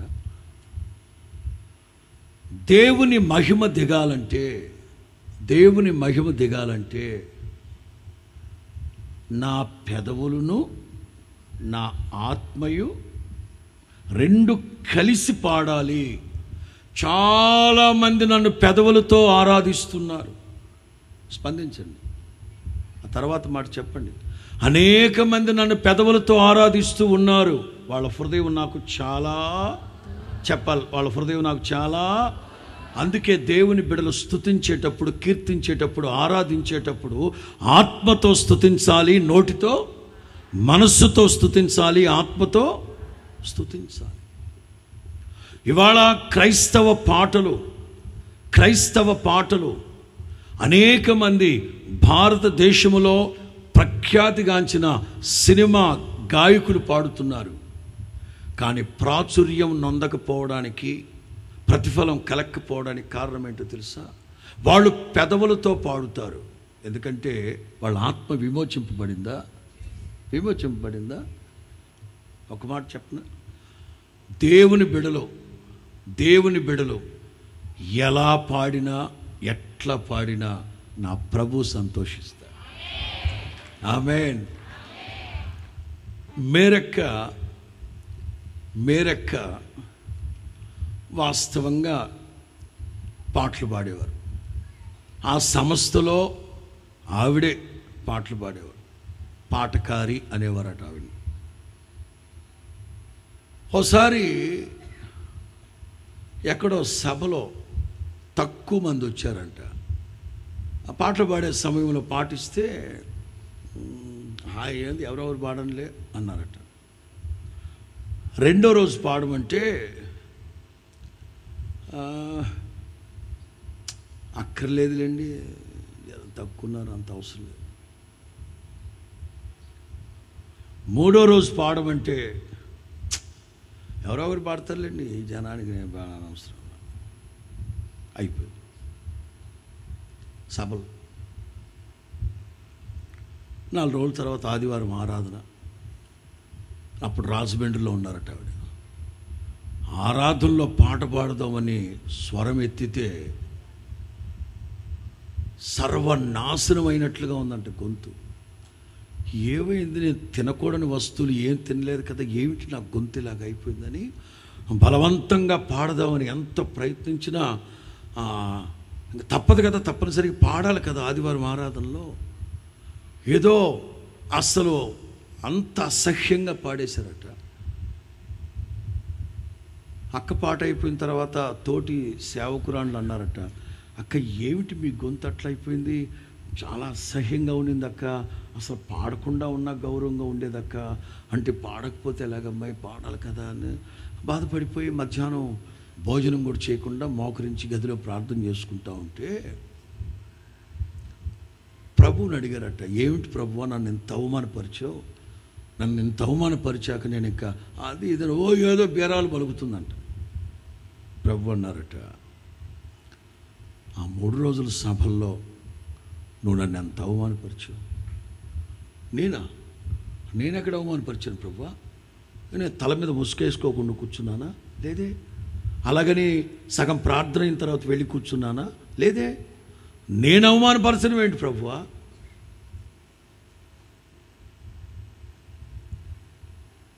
మూడు రోజులుగా ఆ పాస్టర్ నిన్ను బ్రతిలాడాడు. ఆయనేమో తమిళ, అతను కేరళ వాడు, తెలుగు పాటలు రావు వాళ్ళకి. నువ్వొక్కదానివే తెలుగు పాటలు పాడేదానివి. నిన్ను 3 రోజులుగా బ్రతిలాడాడు నా సేవకుడు. ఎందుకు పాడలేదు నువ్వు? నువ్వు పాడుతూ ఉంటే నిన్ను మెచ్చుకునేవాళ్ళు, చిటికలు వేసేవాళ్ళు, తలలు ఊపేవాళ్ళు, నిన్ను పొగిడేవాళ్ళు, వాళ్ళెవరు లేరనా? ఇంతకాలం నువ్వు పాటలు పాడింది వాళ్ళ కోసమా? సారీ, అయితే పాడుకు నేను వెళ్తున్నాను అన్నాడు. అర్థమైందా?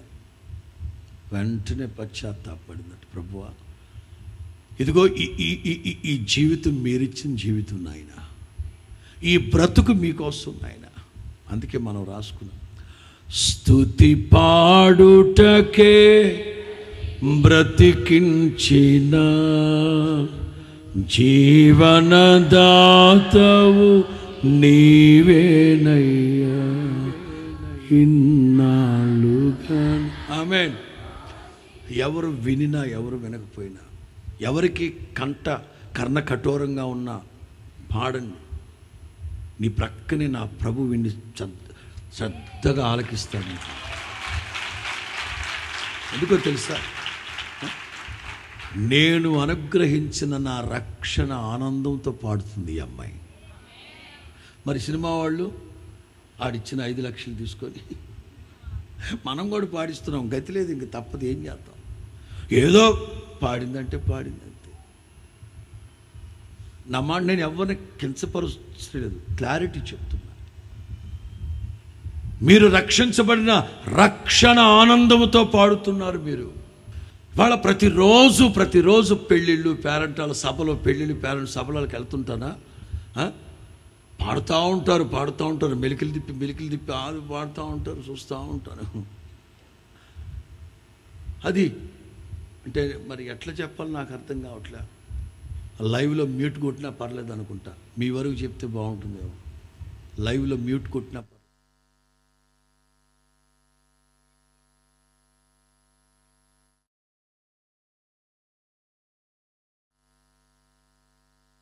పెదవులతో పాడద్దు. అందుకే దావీదు అంటారు, నా పెదవులు నీవు విమోచించిన నా ఆత్మ కూడా కలిసి ఇవి రెండు యునైట్ అవ్వాలి.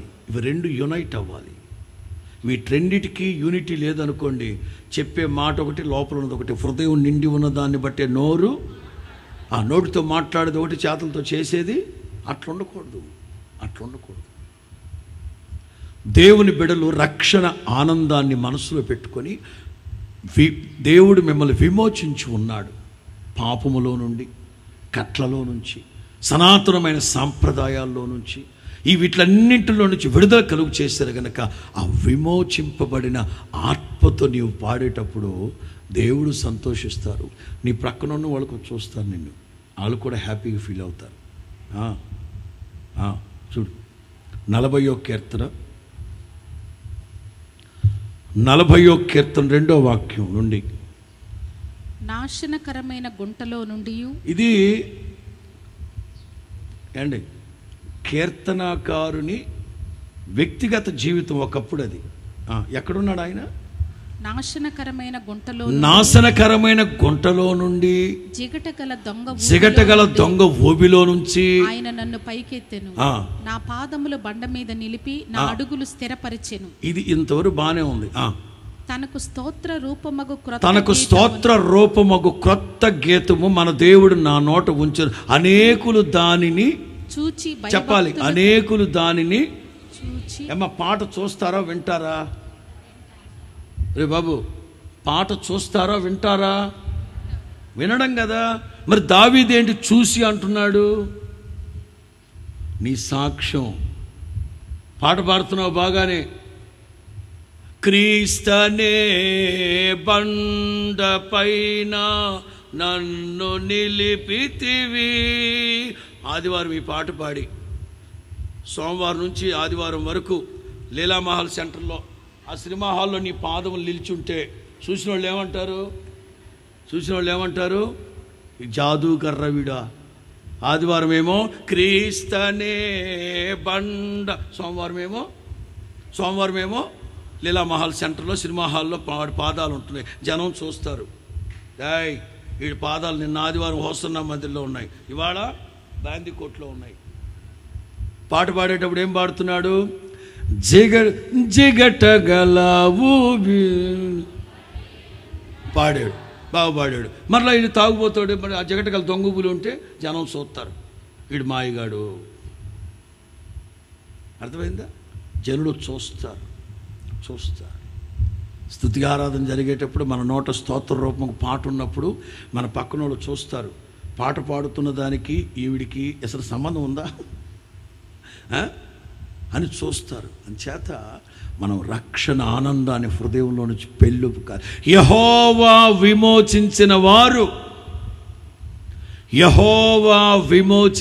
వారు కీర్తనలు పాడుకుంటూ సియోనుకు తిరిగి వస్తారు.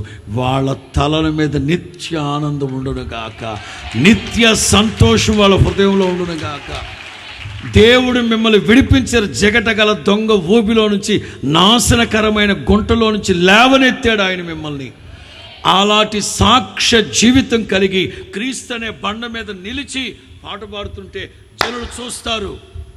అది పాటకి ఆ సాక్ష్యానికి పర్ఫెక్ట్గా కుదిరింది, యాప్ట్గా ఆపాదించబడింది. గుడ్. దేవునికి మహిమ కలుగునుగా. పాడేది ఒకటి చేసేది ఒకటి అయితే ప్రజలు ఎట్లా నమ్ముతారు? దేవుని ప్రజలు తాము విమోచించిన ఆ విమోచనను బట్టి ప్రభువును స్తుతించాలి. చాలామంది పెదవులతో ఆరాధిస్తూ ఉన్నారు, వాళ్ళకి దేవుని ఆశీర్వాదాలు దూరం అయిపోతున్నాయి. ఆటోమేటిక్గా విమోచింపబడితే ఆటోమేటిక్గా వచ్చేస్తాయి, తన్నుకుంటూ వచ్చేస్తాయి. ఎవరు వింటున్నారా, ఎవరు వినట్లేదా అవసరం లేదు. ఆ కృతజ్ఞత భావంతో పాడాలి. దావీదు అంటారు, జగటగల దొంగ ఊబిలో నుంచి. ఆ మధ్య పాట రాసేటప్పుడు, నా దీన స్థితి చూచి నా రక్ష యేసన్న గారు అడిగారు, ఒకప్పుడు ప్రభువులోకి రాకమునుపు నీది దీనస్థితి, ఏం మాట్లాడుతున్నావు నువ్వు, హీనస్థితి అని పెట్టు అన్నది. బాగోలేదు కాదు, మరి అప్పుడు ఆ బతికినప్పుడు తెలియదా బాగోలేదని? పెట్టు ఆ పాటలో అదే ఉందా? నా హీన పెట్టాలి. దావీదు కూడా, ఆసాపు కూడా, నేను పశుప్రాయుడినయ్యాను నేను. దావీదు అంటారు, నీ సన్నిధిలో నుంచి నన్ను తోసేయద్దు నాయన, నేను పాపం చేసిన మాట వాస్తవమే. ఒకప్పుడు నిత్యము నా ఎదుట ఉంచుకొని ఉన్నాను అని దేవుని గురించి చెప్పా. ఇప్పుడు నా పాపాలు నా ఎదురుగా వచ్చేసాయి, దేవుడు దూరం అయిపోయాడు. మరి వాళ్ళందరూ రాసి పెడితే మనం పాడట్లేదు ఇవాళ. సాక్ష్యం. అపోస్తుల కార్యాల్లో 16వ అధ్యాయం 25. అయితే మధ్యరాత్రి వేళ పౌలును శీలాయు దేవునికి ప్రార్థించుచు కీర్తనలు పాడుచు ఉండిరి. 30వ వాక్యం, వారిని వెలుపలికి తీసుకుని వచ్చి, అయ్యలారా రక్షణ పొందుటకు నేనేమి చేయవలననెను. నువ్వు అడగాల్సింది అదేనా? చెరసాల అధికారి పౌలుని శీలను అడగాల్సింది అదేనా? ఏం బాంబులు పెట్టారా, ఏ క్లైమోర్ మైన్స్ పెట్టారా, ఇక్కడ పునాదులతో పాటు పగిలిపోయినాయి, గేట్లన్నీ పగిలిపోయినాయి, ఎవడ్రా వచ్చింది, ఎవడ్రా ఈ హంతకుడు అని అడగాలి. ఈయనేమడుగుతున్నాడు? అసలు రక్షణ పొందడానికి పునాదులు కదిలిపోవడానికి కారణం ఏంటి? అక్కడ ఫిలిప్పి పట్టణం ఫిలిప్పి పట్టణంలో సాయంకాలం సంతపేటలో వాక్యం చెప్తున్నాడు. సంత జరుగుతుంది. ఆ సంతలో చాలామంది వచ్చారు కనుక పౌలు శీల ఒక దిమ్మ మీదకి ఎక్కి, సిమెంటు దిమ్మ మీదకి ఎక్కి దేవుని వాక్యాన్ని చెప్తుంటే మతము మతము మతం అనే రంగు పులుముకొని మత ఉన్మాదులు మతం అనే మదమెక్కి కొట్టుకుంటున్నారు కొంతమంది. అట్లాంటి ఉన్మాదులు పౌలుని శీలని సాయంకాలం చెత్తకొట్టి రక్తపు మడుగులో పడిపోయిన వాళ్ళని తీసుకెళ్లి జైల్లో వేసి పడేశారు. వేసి చేతులకి కాళ్ళకి బొండ కొయ్యలు బిగించేశారు. సాయంకాలం 8 వేసి ఉంటారంటావా? రైట్. 8కి వేస్తే 9, 10, 11, 4 గంటలు ఆ రక్తపు మడుగులో కూర్చొని చేతులు ఇట్లా పెట్టుకొని నొప్పిగుందానికి ఇట్లా అనుకోవడానికి చేతులకి కాళ్ళకి బొండ కొయ్యలు బిగించేశారు. మధ్యరాత్రి కాస్త శక్తిని కూడగట్టుకొని స్తుతించడం ప్రారంభించారు. ఆమేన్. స్తుతించడం ప్రారంభించారు. నైవేద్యములు దహన బలులు నీవు కోరవుగా. పాటలు పాడుతుంటే ఖైదీలందరూ ఆలకిస్తున్నారు. పాటలు పాడితే చెరసాల కట్లు పునాదులు పగిలిపోవడం కాదు, అసలు నీకు కట్టబడిన కట్లు కూడా తెగిపోలేస్తున్నాము. ఎవడి కోసమో కాదు. నీ ఆత్మ వర్ధిల్లాలంటే, నీ ఆత్మ వర్ధిల్లుతూ సౌఖ్యముగా ఉండాలంటే పెదవులతో మాత్రమే కాదు, తాను విమోచించిన ఈ ఆత్మ కూడా ఎల్లప్పుడూ ప్రభువుని స్తుతిస్తూనే ఉండాలి. సంతోషమందైన శ్రమలయందైనను నా స్తుతి కీర్తనకు, సంతోషమందైన శ్రమలయందైనను నా స్తుతి కీర్తనకు, కలనైన మరువను నీవు నడిపిన మార్గం, క్షణమైన విడువను. ఆ కలనైన నీవు నడిపిన మార్గం, క్షణమైన విడువను. నీతో సహవాసం ఆరాధన నీకే.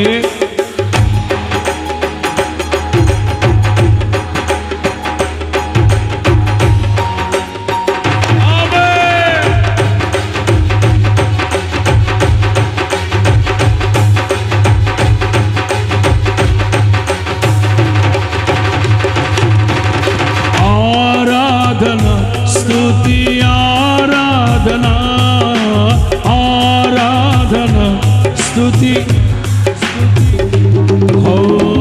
ఆరాధన నీకే, ఆరాధన నీకే.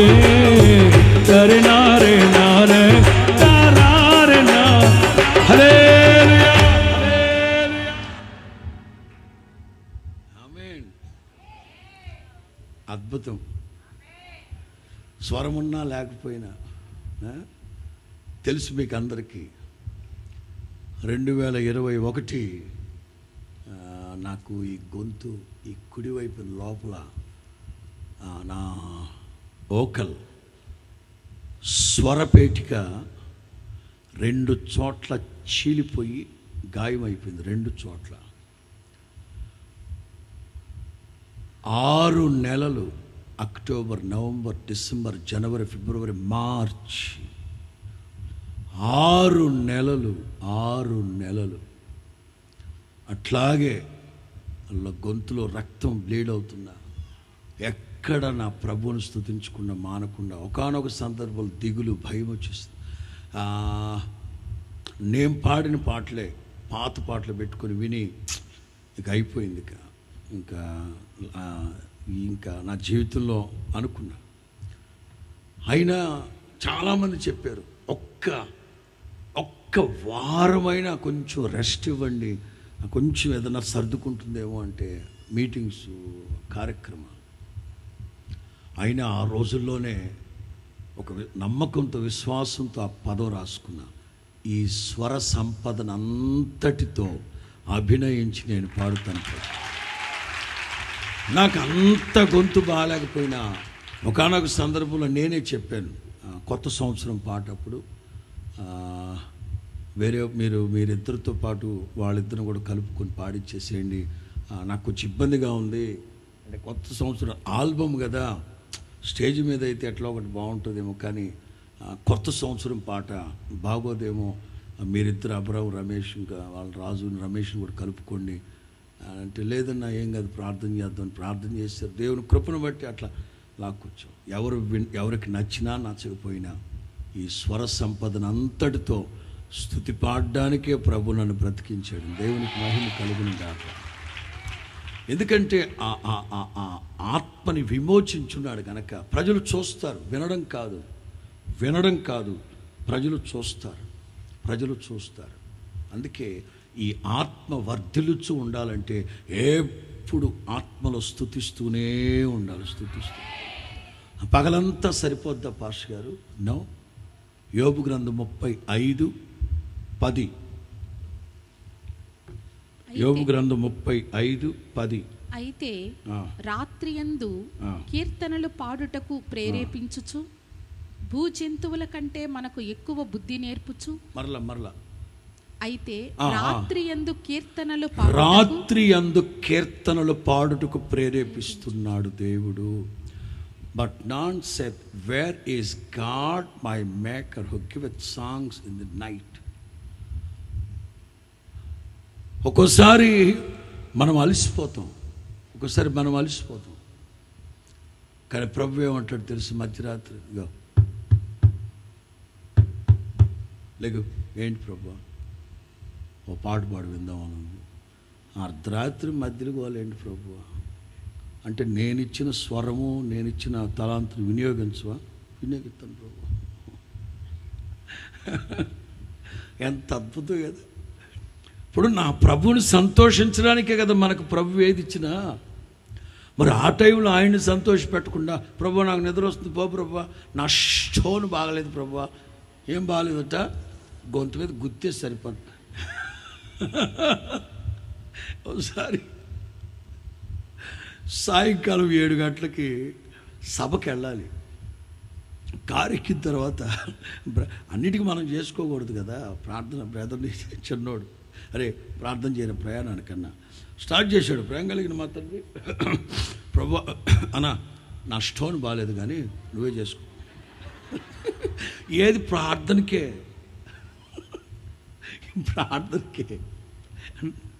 నా స్టోన్ బాగాలేదు, వీడి పాట పాడమంటే ఇంకేం నేర్చేలాస్తాడు.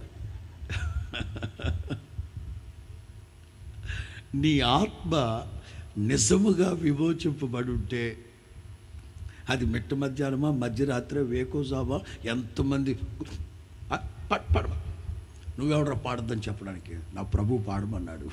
హల్లెలూయా. నీ ఆత్మ వర్తిల్లాలి ఎప్పుడు, స్తుతి ఆరాధన. 3వ మాట,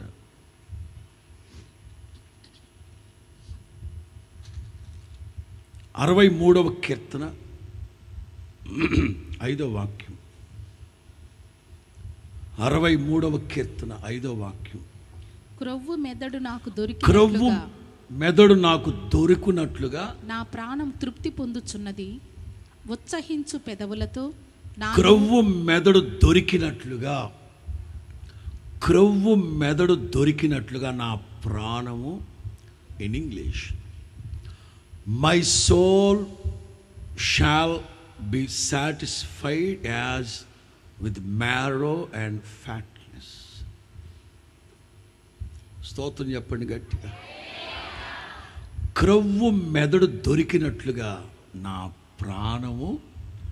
తింటున్నారా? వేసవకాలం నాన్ వెజ్ అది తినద్దని చెప్తున్నానుగా. తొలకరి వర్షాలు పడేంత వరకు నాన్ వెజ్ తినద్దు, వెజిటేరియనే తినండి. ఎందుకంటే అరక్క, ఇరిటేషను. మరి నీకు అట్లుంటుందేమో బాబు, మాకు అట్లాడు దేవుడితో అంటే తినండి. మీ నోట్లో నేను ఎందుకు మట్టి కొట్టడం? నేనైతే పెరుగన్నం ఆవకాయ, తొలకరి వర్షాలు పడేంత వరకు కొంచెం ఫ్రెష్గా ఉంటుంది. క్రొవ్వు, నా ఆత్మ ఎంత తృప్తిగా ఉందో తెలుసా?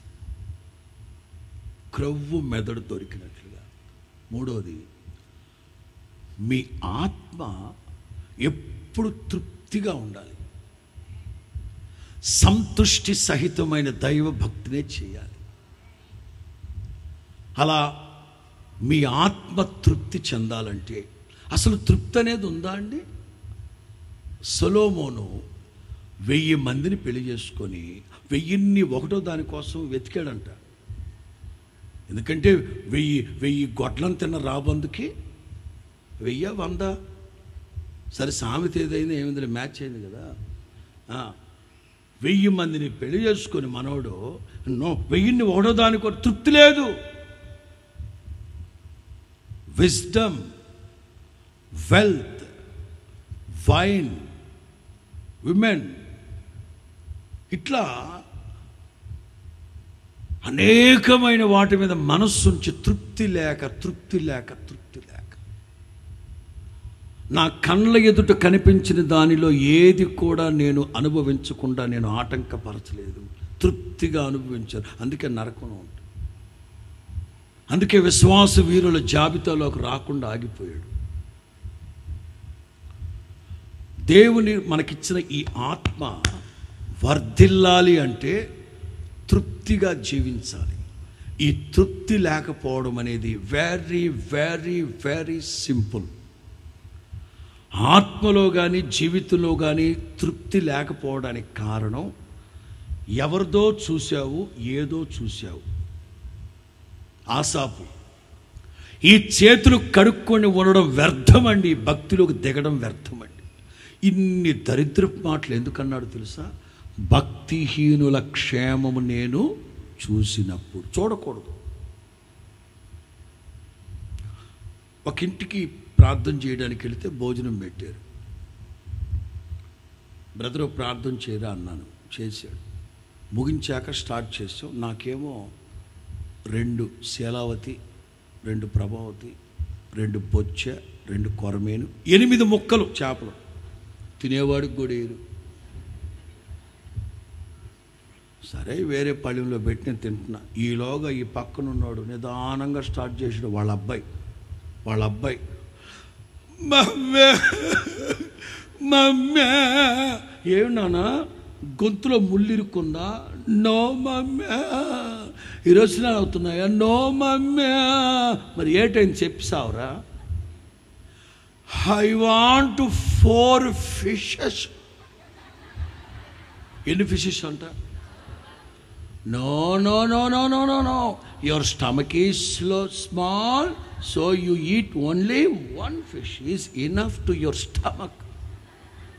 No mummy, I want 4 fish. Why beta? Why are you asking 4 fishes? అంకుల్కి 8 వేసావు. నీ కళ్ళల్లో కారం కొట్ట పొట్టి బుడంకాయోడా. ప్రార్థన జరిగేటప్పుడు వీడు టేబుల్ మీదకి ఎక్కి నా పల్లెల్లో చూసాడు. అమ్మ నాకు తెలీదు. వీడికి అసంతృప్తి రావడానికి కారణం ఏంటి? ఏదో చూడకూడదు దరిద్రుడు. చెప్పాలి, పెళ్ళిళ్ళ సీజన్ కనుక భార్యాభర్తలు ఇద్దరు చట్టా పట్టాలు వేసుకొని వెళ్ళారు పెళ్ళికి. ఆ అమ్మాయి ఏమో వాళ్ళ ఫ్రెండ్స్ని పరిచయం చేస్తుంది. హాయ్, హలో అండి, బావగారు, నమస్తే. ఆ అమ్మాయి చదివింది 3వ క్లాసు. అప్పుడు ఫ్రెండ్స్ని పరిచయం చేస్తుంది.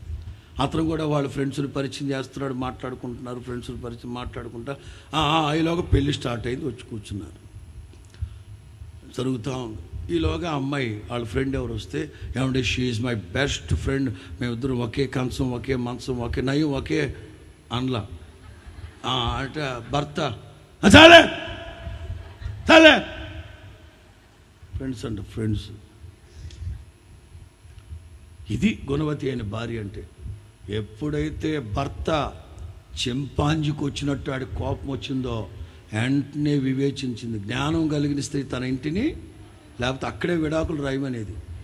ఆలోచించింది, వీడికేదో పూనకం వచ్చినట్టుంది, వీడికేదో ఆత్మ పట్టినట్టుంది, వీడికేదో పట్టినట్టుంది. ఎందుకు వచ్చిన గొడవ ఇక్కడ మనం ఏం మాట్లాడకూడదని మౌనంగా ఉంది. అమ్మాయి కూడా అట్లుండాలి ఆడపిల్లంటే. ఆ జ్ఞానంగా ఇక ఇంటికి వచ్చాక తలిపేసాక స్టార్ట్ ఏ ముండమొహం వేసుకొని కూర్చున్నావు అక్కడ, ఏం మాడిపోయిన మూకుడు మొహం వేసుకొని కూర్చున్నావు అక్కడ, తప్పేళ మొహమాడ, ఏమైంది నీకు, స్టార్ట్ చేసింది. అది అట్లా ఒంటరిగా ఉన్నప్పుడు ఏదన్నా అనుకోండి, అది మీ పర్సనల్, మాకెందుకు. ఎందుకంటే where there is deep love there is no respect. Understand me? Where there is deep love there is no respect. వేసింది చదువు. భర్త అంటాడు, ఎందుక స్టేజ్ మీద చూసావా, అక్కడ చూసావా, ఏంటి చూసేది, వాళ్ళిద్దరు తెలిసిన వాళ్ళే కదా మనకు, వాళ్ళు కాదు ఆ పిల్ల నువ్వెందుకు చూసావు అంది ఈ అమ్మాయి. ఆ పిల్ల కాదు, ఆ పిల్ల తీసుకొచ్చిన సారె, ఆ పిల్ల తీసుకొచ్చిన ఆ కట్నం ఏం చూసావు అక్కడ. ఓహో కట్నమా, ఇప్పుడు ఏంటంట చూసావా, హీరో హోండా బైక్ అక్కడ, నిలువెత్తు ఫ్రిడ్జ్ అక్కడ, ఎందుకు చంపి దాంట్లో పాతేయడానికా, ఏవేవో బట్టలు ఉతికే మిషను, ఇంకా బట్టలు ఉతికే మిషను, అంట్లు తోమే మిషను, పిల్లలకు కడిగే మిషను ఉంది. మీకు కావాలా? ఉంది. భార్య మెచ్చుకోవాలి అమ్మాయిని, ఓపిక బట్టి. ఎవరిని నమ్మి సత్తామండి ఈ రోజుల్లో.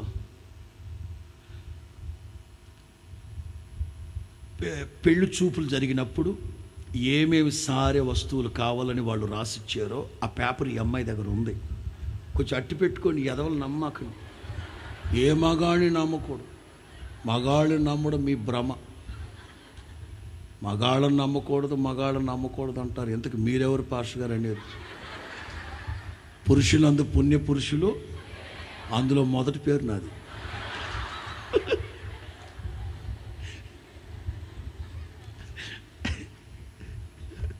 ఇల్లాలు ఇది పేపర్ తీసింది, ఇదిగో పట్టుకో. ఏంటిది? ఏంటి మీ అబ్బ రాసిచ్చింది రా ఇది. యాదవా ఏమడిగారా మీరు ఆ రోజున? ఒక పలానా కంపెనీ స్కూటర్ కావాలన్నారు. మా నాన్న ఇచ్చాడా లేదా? ఇచ్చాడు. కట్నం ఎంత అడిగారా? అంత. పైసలతో సహా పువ్వుల్లో పెట్టి ఇచ్చారా లేదా? ఇచ్చారు. విత్ మైసూరు పాకుతో ఇచ్చారు. మీరు పలానా అడిగారు, ఉంగరం అడిగారు, ఇచ్చారా లేదా? నీకు బ్రాస్లెట్ అడిగారు, ఇచ్చారా లేదా? ఇందులో అడిగినవి మా నాన్నగారు పెళ్లికి ముందే ఇచ్చాడా లేదా? ఇచ్చాడు. ఏం పోయే కావాలరా గాడిద, ఏం పోయే కాలవరా నీకు? ఇచ్చాడు కదా మా నాన్న. నాకు అప్పుడు తృప్తిగానే ఉంది, ఇప్పుడు ఇవన్నీ చూశాక కళ్ళు పీకేస్తా. గొడ్ల గోపు వెధవా, ఈడు నెత్తురు గుడ్లోడు. వీడికేం చూసి తృప్తి లేదు చెప్పు. అప్పుడు తృప్తిగానే ఉందంట. 13 ఏళ్ల క్రితం పెళ్లికి ఇవన్నీ ఇచ్చినప్పుడు తృప్తిగానే ఉందంట. ఇప్పుడు ఇక్కడ చూశాడు, రేపు 2025లో ఇంకో కొత్త మ్యారేజ్ ఒకటి జరుగుద్ది, వాళ్ళకైతే చిన్న హెలికాప్టర్ ఇస్తారు అనుకో. వీడికేం కావాలా? ఇట్లాంటి గాడితో సంసారం అవసరమా అండి? ఇట్లాంటి గాడితో సంసారం అవసరమా? తృప్తి లేని గాడిద. ఎక్కడ అసంతృప్తి? దేవుడు నిర్ణయించిన వివాహ పవిత్ర బంధం కాదా ఇది? నీ చేతుల కష్టార్జితాన్ని నీవు అనుభవించాలని దేవుడు చెప్పాడు. కానీ మీ మామ కష్టార్జితాన్ని కట్నం కింద తీసుకొని నువ్వేంట్రా పంచేది? నాకు అర్థం కావట్లే. ఆత్మ వర్ధిల్లాలి అంటే అది తృప్తిగా ఉండాలి. ఆ తృప్తి ఎలా కలుగుద్ది? ఎవరి ద్వారా కలుగుద్ది? డబ్బా, అమ్మాయిలా, ధనమా, జ్ఞానమా, వైనా, విమెనా, వెల్తా, వర్క్సా, అంతఃపురాలు కట్టించుకుని వర్కా? కాదు. కృప కృప కృప కృప. 90వ కీర్తన 14వ వాక్యం. 90వ కీర్తన 14వ వాక్యం. ఉదయమున నీ కృపతో, ఉదయాన్నే మీ కృపతో మమ్మను తృప్తిపరచు. ఆమేన్. హల్లెలూయా హల్లెలూయా. ఉదయాన్నే మీ కృపతో మమ్మల్ని. దేవుని బిడ్డలారా, చిన్న ఆలోచన చెప్తాను వినండి. వేళ మీ ఇంట్లో రక్షణ లేని వాళ్ళు ఉండొచ్చు, రక్షణ లేని వాళ్ళు ఉండొచ్చు. కానీ రక్షించబడిన నీవు, నీ కుమార్తె, కొడుకు వేకునే లేచి కృపా కృపా కృపా కృపా సత్య సంపూర్ణుడా, కృపామయుడా, కనికర పూర్ణుడా అని మీరు ప్రార్థిస్తూ ఉంటే నా ప్రభు దోషులతో నీ మీద కృప కుమ్మరిస్తాడు. ఆమేన్. అప్పుడు నీ ఆత్మ తృప్తిగా ఉంటుంది. లోకంలో ఎంతమంది భక్తిహీనులు క్షేమంగా నీ కంటబడినా ఈ లోకంలో ఉన్న వాటి పట్టు రాబో మహిమ ఎదుట ఇప్పటి కాలపు ఇట్లాంటివన్నీ మనకు అవసరమా? ప్రభు త్వరగా రాబోతున్నాడు. అదిగో స్వర్ణరాజ్య నిర్మాత బంగారుతో నిర్మిస్తున్నాడు ఆ రాజ్యాన్ని. స్ఫటికము కంటే తెల్లనైన రాజ్యం. 3వ వాక్యం ఉంది కానీ క్లోజ్. 4వ పాయింట్ కొంచెం ఒకే ఒక వాక్యం చదివి మోతేసింది. 9:40 దాటింది. 16వ కీర్తన 8, 9, 10. సదాకాలం. ఎప్పుడైనా వాస్తవంగా నిన్న శనివారం సాయంకాలం నేనే కూటం జరిపిద్దాం అనుకున్నాను ఇక్కడ. కానీ నాకు బాగలేక పడుకునిపోయాను. లేకపోతే నిన్న సాయంత్రం నేనే జరిపిద్దాం అనుకున్నాను ఇక్కడ ప్రార్థన. ఎప్పుడైనా తెలియపరుస్తాను ముందుగా, అప్పుడు చెప్తాను. ఈ 3rd పాయింట్ 16వ కీర్తన 8, 9, 10. సదాకాలం యెహోవా యందు నా గురి నిలుపుచున్నాను. ఆయన నా కుడిపార్శ్వమందు ఉన్నాడు కనుక నేను కదల్చబడను. అందువలన నా హృదయం సంతోషిస్తుంది, నా ఆత్మ హర్షిస్తుంది, నా శరీరం కూడా సురక్షితముగా నివసించుచున్నాను. ఎందుకనగా నీవు నా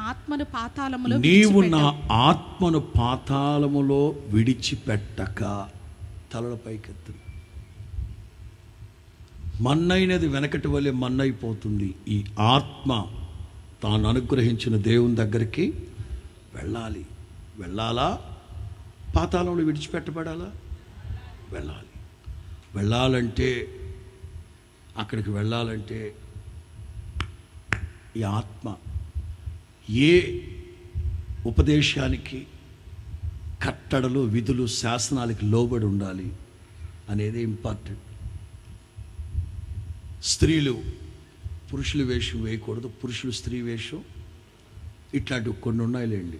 అట్లా లేకుండా ఉంటేనే ఈ ఆత్మ పాతాళంలో విడిచిపెట్టబడకుండా పరలోకానికి వెళ్ళి చేరుతుంది.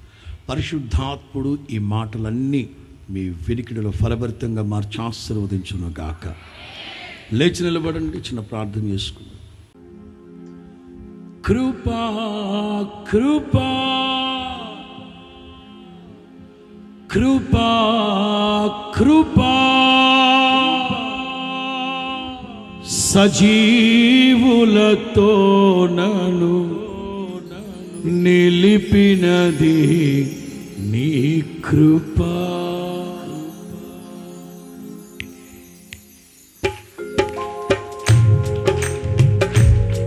కృపా కృపా సజీవులతో నన్ను నిలిపినది నీ కృపా.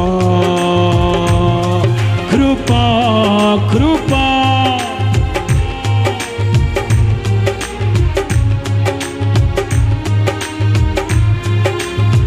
నా శ్రమ దినమున నాతో నిలిచి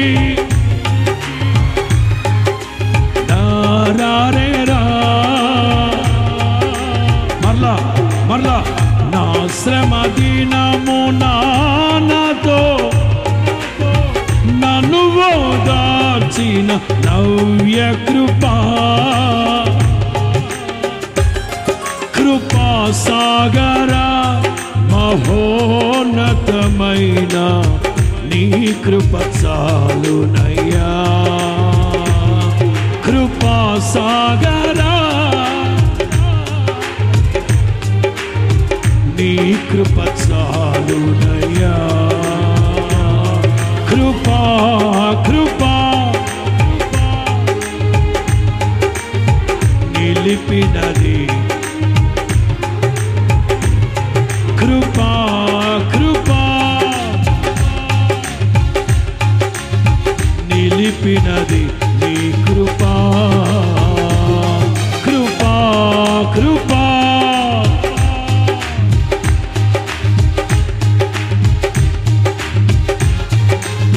నిలిపినది నీ కృపా నిలిపినది నీ కృపా నిలిపినది నీ కృపా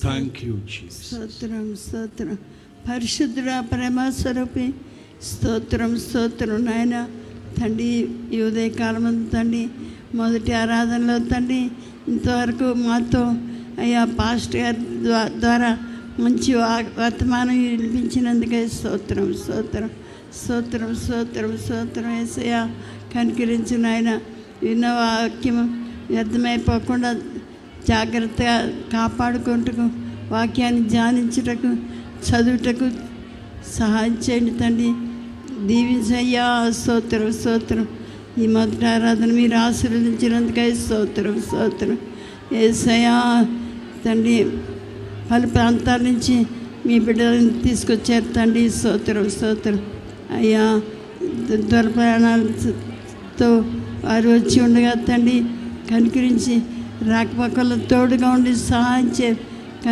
అయ్యా మీ స్తోత్రం స్తోత్రం పాస్టర్ గారిని మీరు బలపరిచినందుకే స్తోత్రం స్తోత్రం ఈ దాసుని ద్వారా అనుగ్రహించిన వర్తమానం కొరకై స్తోత్రం స్తోత్రం స్తోత్రం తండ్రి సహాయం చేయండి తండ్రి ఇంకను తండ్రి మీరు విడుదల చేసి యేసయ్యా ఇంకను జాగ్రత్తగా మీ వాక్యాన్ని జాగ్రత్తగా విని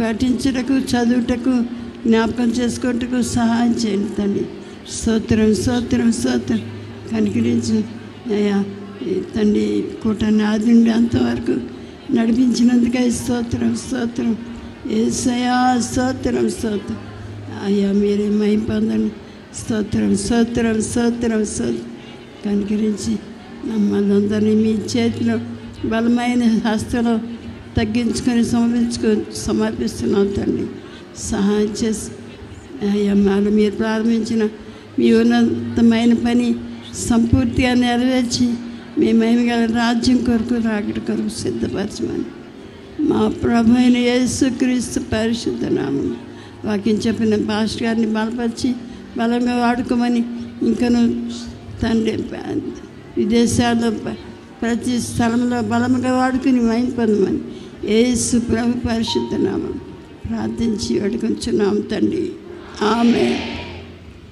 మన ప్రభు అయిన యేసు క్రీస్తు కృప తండ్రి అయిన దేవుని ప్రేమ పరిశుద్ధాత్మని అన్యోన్య సహవాసము సమాధానము సంతోషం సన్నిధిలో పాలు పొందిన ప్రతి బిడ్డకి సకల పరిశుద్ధులకి నిత్య మహిమలో ప్రవేశించేంత వరకు తోడై ఉండి నడిపించి కాపాడును గాక. ఆమేన్. హల్లెలూయా హల్లెలూయా. దేవునికి స్తోత్రం. మీకు అందరికీ నా హృదయపూర్వకమైన వందనాలు. ప్రభు మిమ్మల్ని ఆశీర్వదించును గాక.